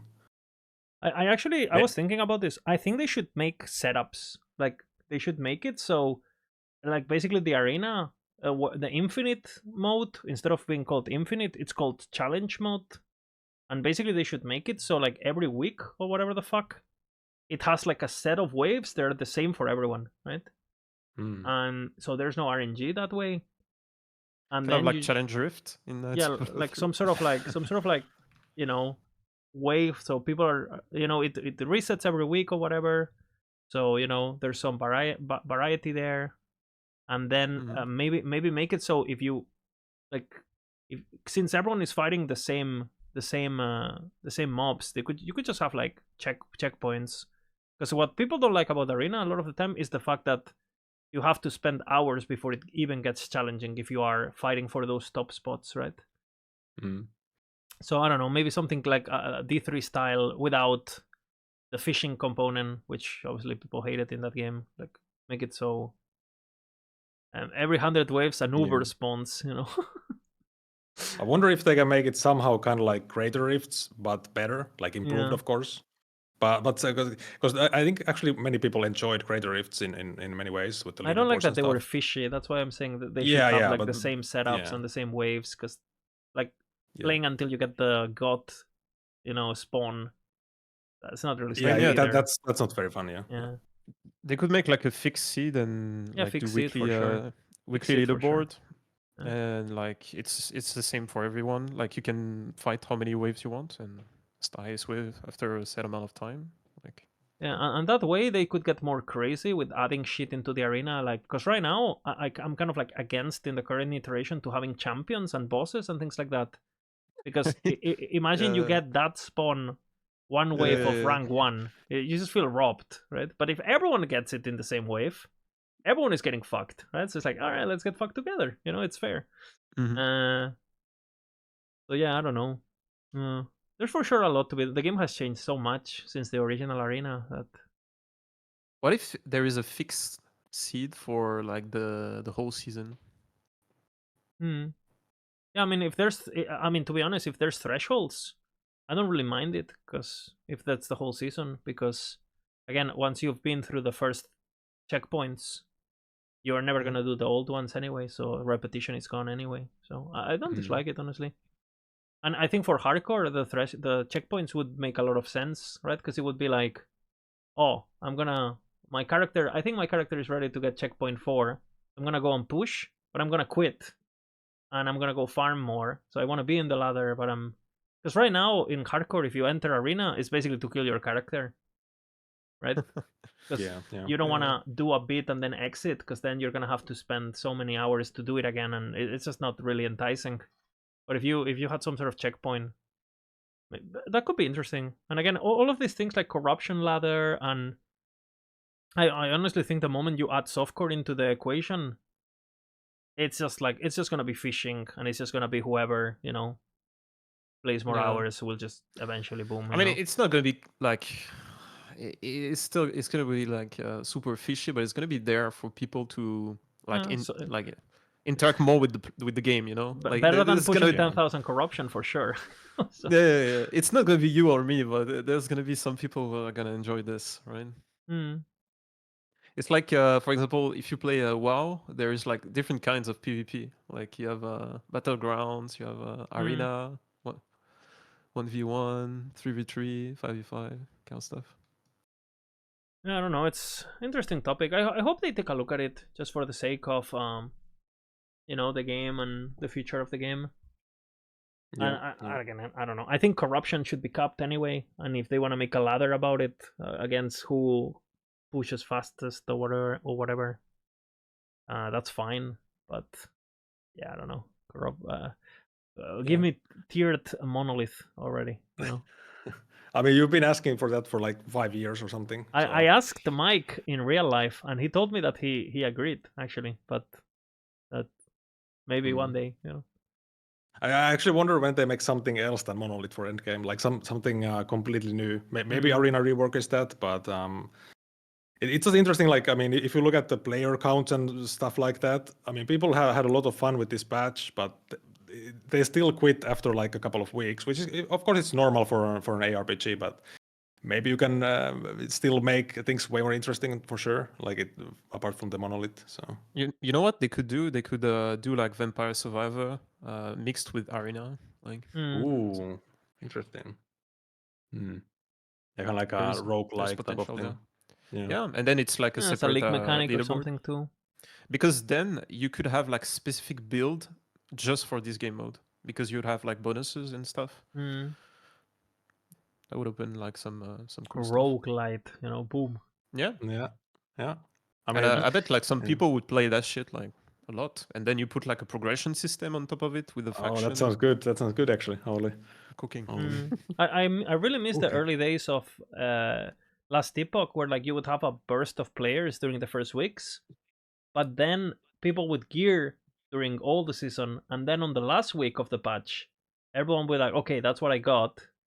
Time to go to the arena. So I think it's important to have, and I think, to be honest, D3 kind of also had that, right? Where people would like push for the first weekend, go really, really hard, and it's like, oh fuck, season is ending tomorrow. Let's see if I can get a better rank on my rifts or whatever. And you would have like an influx of players the last weekend just to see, if they could reach the highest tier or they could get on the top ranks or whatever. And I don't know. I kind of wish there was a something that would incentivize you to come back at the end of a season to like, give everything a sense of, this is why I did this. This is. By the way, on this topic, didn't we? Are we gonna have like races again? Maybe like tournaments from Vision and Maxroll, or is that how is that going? We are. I'm gonna probably have a podcast with Vision soon. Maybe we have a 5-man for the next one.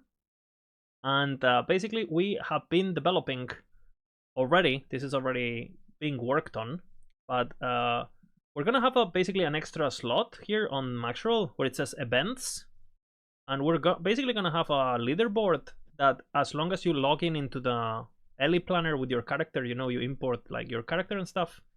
We're basically gonna set up tournaments that Vision is gonna organize and cater and everything, and we're gonna have ways to track Aberroth and Uber Aberroth and all of these things, and it's gonna be pretty cool because we're gonna be able to, like, the idea is like to make challenges and events to play things that maybe haven't been played that much. Like, again, we could make a Blade Dancer tournament where you have to be a Blade Dancer, because again, no one has played Blade Dancer, so let's see what people cook. Let's see if it's good or not.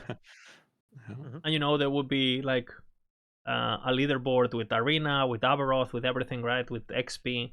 And if you click on the thingy, it will give you the rules, because basically it will be based on attack. Right now, right? If you go here and you filter for Maxroll, right? We already have the technology to just filter with attack. So imagine if for week 1 we randomize the attack and it's something like week MR1 _ and then your name, right? Wizard. And then basically all of the people who create a character with this tag in solo character found, that will be very important, right? Will appear in the ladder already. So this is coming soon, like 1 week, 2 weeks maybe. Like, the plan is to have this soon.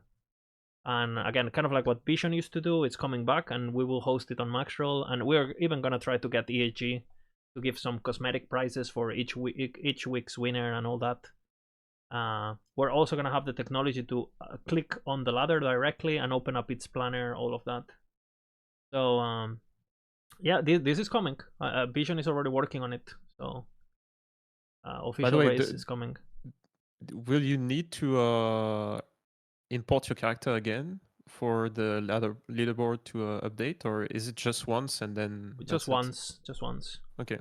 And we're actually looking at pulling from the API instead of like every 30 minutes or whatever, like or API and the Elite Tools API and stuff, because the number of players joining the race is going to be much smaller than obviously the entire player base. We're going to be able to set up like, 1 minute pulls, 5 minute pulls, things like that, so the information will be real time. Yeah, that's really good. Yeah, so you're gonna be able to see, like in the XP ladder, you're gonna be able to see everyone leveling at the time and all of that, right? So yeah, this is being cooked on already. Like the idea is obviously to provide as much community stuff as we can, so the and so the patch also doesn't die. One thing about the leaderboard, like at release, where people were looking at the leaderboard, it wasn't updating like as fast as people were actually leveling up. And it's not on our end, it's on like AG end because of the that's on API AG and stuff. end, In fact, if you guys noticed, even in game, the announcements were being played every, you would get an announcement, Lizard is rank 1 on different levels, because you leveled faster than you leveled 2 times in the time that the reset was happening. So the update, now it's gonna be like super accurate tracking and stuff. So yeah, it's also like when you race, you want to see like the position in real time. You don't want to see like some delayed information. It's what makes it even more engaging. And again, a lot of the classic builds throughout the history of the game come from this kind of events, right, where people are forced to play shit that. And again, because people like kind of complain about, Maxroll solved the patch, there's no creativity, blah, right? I mean, there's a lot of stuff that we didn't even touch, right? So you don't need to look at that. You can just play anything, and yeah. I'm sure we're gonna find stuff that people didn't know for sure. So yeah, this is definitely good for making the patch alive for longer and having stuff to do, and like having some challenge and all that stuff. It's gonna be quite nice to have these events for sure. Yeah, and I'll probably be able to also do some like quicker events. Like I was thinking for a long time about like kind of like speedrunning events, or just like racing in general events that are like a few hours at most. So like a lot more people are involved in it, because like what Vision has in mind is what he was doing before is like multiple days. So not a lot of people want to play multiple days, or they often can't. That happens, right? Mm-hmm. But yeah, that will enable us to like do all sorts of events. Yeah, kind of like cool. PoE 1 used to have like those like 1 hour races and stuff like that. So those might that's what I want to do. Like exactly. Yeah, we can do those too, for sure. Yeah. And we even have the ability to create events just like the other branches have, where you can even submit video and everything. If we ever do, you have to show proof that you killed, I don't know, Aberroth on Blade Dancer or whatever the fuck. We can do that too. So again, that might be a pretty rough, by the way. Might be Blade Dancer Aberroth race. Hey. I mean, we'll see, I guess, but especially if it's hardcore, that might take a while.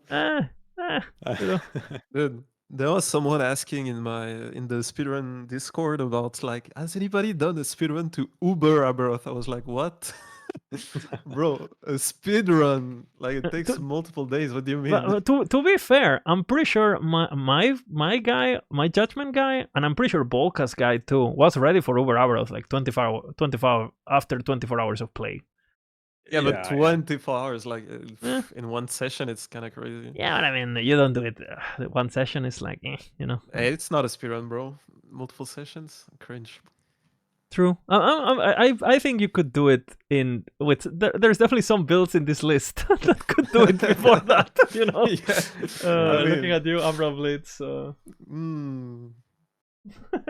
if I had to do one right now, I don't even need uniques, bro.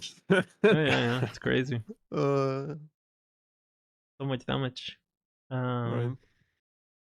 Any builds that you guys have seen that have caught your attention? Again, I've seen a javelin by Mystia. Like the it's javelin basically time rod rod. was kind of crazy. Yeah, a lot of damage on that Mm. one. I don't know how good it is for like other stuff than Uber. I'm guessing it's quite good, but it seemed like a very like specific playstyle for sure. But really good DPS on the boss. So kind of nice to see that. Lots of cooking done. I think it uses the Black Blade of Chaos actually on a javelin build. So For the shock, no? Yeah, it gives you like Void Pen and stuff like that. Oh, Yeah, it's Void Pen. Yeah. Void Pen. It's like super good for time rod builds. Yeah. So kind of crazy tech on that one. Yeah. Have you guys seen by the way the parry contest? Like the one he did this time? Yeah. But again, it's just a time rod build though, right? It's like playing Aberroth's build with Void Cliff and no block. so it does a bit more damage, but it's also not block. So yeah. Orb can do that kind of damage too. It's just like, I guess it looks flashy because you're like, it's a bit faster and you know it looks fancy, the build. What were you saying, Tarek? Sorry, I was reading chat. No, I was saying like, have you guys seen like the parry event that he did, like with the? I have seen it in my sets? YouTube, but I haven't seen the builds yet. Did you see anything? I didn't have the chance to fully watch it, but I was like during the discussion just looking through the build at the same time. But there are some pretty cool ideas, like I think the people like cooking and stuff. Do you remember an idea? There was one, the top one, because there's like a poll at the end where people can vote and stuff. Okay. I think the one that won is like what is it called? It's like a warlock build, like kind of like Righteous Fire, where he like applies poison over and over again, like around him. What is the H2O guy, the poison RF thingy? Yeah. It's the acid flask guy, no? I saw the thumbnail, but I haven't watched the video yet. I guess I'll watch it after this. It's pretty cool. To be fair, like I need to rewatch it again. That's why I was asking the question, because I don't have a good grasp on all the builds that were shown. But yeah, it's a lot of cool stuff. I like those type of events where people theory craft and stuff, because that's usually what I do the most. But in my own corner, like not talking about it too much. And then I just show it to the boys on Maxroll. But yeah, a lot of cool ideas, even though like a lot of them aren't like super high DPS. I think if in the future like you have some like new items, new balance and stuff, that's where those builds are gonna shine. And even like, for example, the poison thingy, I don't think it's gonna be like super high damage for like bossing, but it's like Witchfire, like it's gonna clear like super well, because it's gonna like apply the poison to like all the mobs around you, and then you just walk away, everything dies because it's the dot. So yeah, that was pretty cool. Props to Perry for that. If you had to use a set that you haven't touched yet, just to fuck around with it, which one would it be? That I haven't touched? Yeah, it's just like, or what do you think? Oh, this would be... I mean, I would do like Shatterlands, personally. Like, I like this a lot. But big tips. Yeah, I mean, there is a reason why there is a cap now, like on this set. Yeah. What else? I don't really like the sets that procs like abilities. Like, I know some people like those kind of like uniques or sets, but I'm not really a big enjoyer of like items like that. I'm more like like, you know, the fire, like, what is the name of that set with the shield and an axe? The Ruby Fang set, maybe. Yeah, Ruby Fang. Yeah, the thing where you scale like your resistance. Yeah, scale fire rest for poison chance. Yeah. I like those kinds of sets. I mean, it's the same with Shatterlands. You scale healing, no, health regen. Yeah, And then you regen, get yeah. like crazy, By crazy the melee way, damage. if you guys wonder why did the Shatterland sets, why did the Shatterland set got nerfed? You can blame us, I guess. Let me see if I find it. Actually, I think I have a clip on my streamable. What is the earthquake test? I for sure have But it, no? basically, the Shattered Glance set was crazy. It was no cap, and you could get like way more cold damage per region than you get now. So it was insane. Like basically every melee build would have been a Shattered Lance build almost. Like even if it's not a cold build, you could do like a Vengeance Shattered Lance region build. So it was nerfed for that reason. It was too OP. And of course, like Primalist, Swipe, Okay, I found and it. I all found these it. things I have a found lot it, of and region. it's So. watchable. Okay. This is the clip. This is the dummy HP.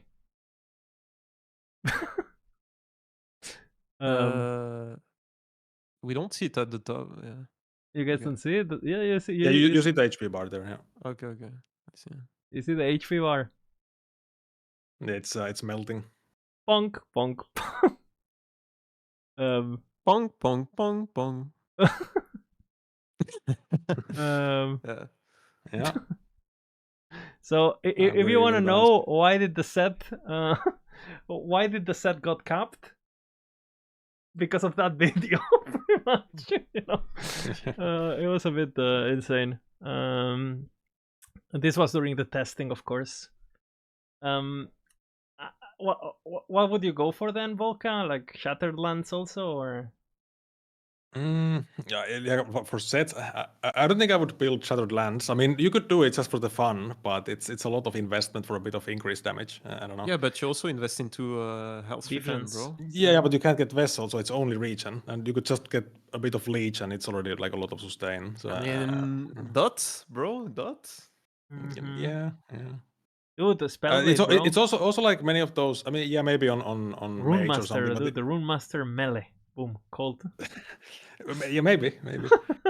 But if you think about like Primalist and like the cold skills you have on Primalist, like cold melee skills, for example, all of them are bad basically. Like you have Yeah. upheaval cold. Yeah. Can you make upheaval good again? Like or good? You know, it's same as Harvest. It was never good. So at least the melee version.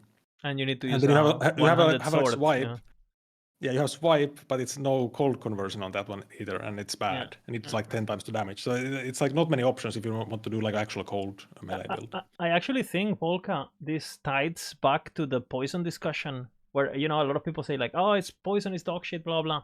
I don't actually think poison is dog shit. The problem is that there's no good skill that is good with poison.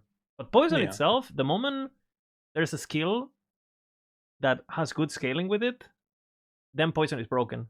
And I think this is the kind of thing where, like, this set, the only reason we don't see it is because there's not a build like what they're saying. If there was a good cold ability, melee, you would for sure see this set, right? But it just it's just not that great. Yeah. For me, it would actually be the Sandforged set, guys. Oh yeah, I forgot about this one. Yeah, I like it a lot as well. I actually think this set is sleeper potential, but I don't know. We'll see. Maybe I'm overcooked. If there is a Forge Card tournament, I'm going set. We'll see what happens. Oh, I mean, I think this set, like, you use it like you can get it like super early, and you straight up use it, and it's gonna be better for like a long time. Mm-hmm. And then you try to cook with it. You can craft it, but just the items alone are already great.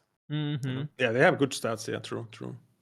Health region per forged weapon flat. You have like what you can get with this set. If you can get how many? Like 15 or something. Forged weapons, more than that. Like it's not a joke. And 25 melee fire damage per forged weapon. Dude, is this Smelter's Wrath or Forge Strike build, bro? Like, I'm telling you. And you can actually dual wield. And you can dual wield now. So holy, you know. Yeah. Well, I mean, you can use a shield, which, to be honest, that's one of the reasons why this set never really took off, in my opinion, just because, I don't know, maybe I do something with this. I'm kind of interested now. I'm kind of interested. I'm committed. Maybe I start filtering for it. Or the hardcore gameplay, you know? Boom. Yeah. Again. All right. Anything else you guys want to talk about, or anything that you guys feel needs to be mentioned? I think we covered many topics. Mm-hmm. I don't have anything right now, I think. Yeah. When is the ladder coming? Like we're working on it. I know Vision said he's trying to get it up in a week or two. So that's what we're aiming at for the fixes of the ladder and the events and all that. I think they were working on the loot filter stuff first, and that's the next thing. Nice. Yeah, nice. Yeah, can't wait for it, bro. It's gonna be good. Yeah, that's gonna be nice. It's gonna be nice. Again, if you guys want to shout out where people can find you and all that. Yeah, you can find me at Volga_ on Discord. I mean, on Twitch, sorry, and Volga Bits on YouTube. You can find me there blasting. Nice.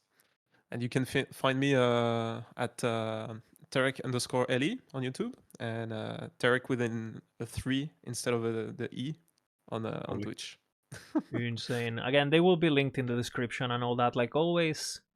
Yeah, thank you guys for yapping with me. You know, it's been a good yap session as always. Yeah.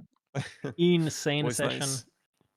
And again, dude, I feel like with each week, we keep learning more and more. We see more things. So again, I'm still not burned out at all. So hopefully it stays like that.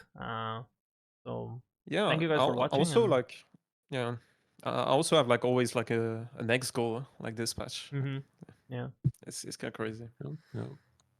Well, all right. Big kiss. You can also find Bina at BinaQC on Twitch. He's gone because he's a dad, and that's a big debuff when it comes to gaming. But it's a big buff when it comes to IRL stuff. So yeah, thank you guys for watching, and see you on the next week. I guess next week. Yes. Yep, most likely. Yeah. Yeah. Okay. GG. See ya. GG.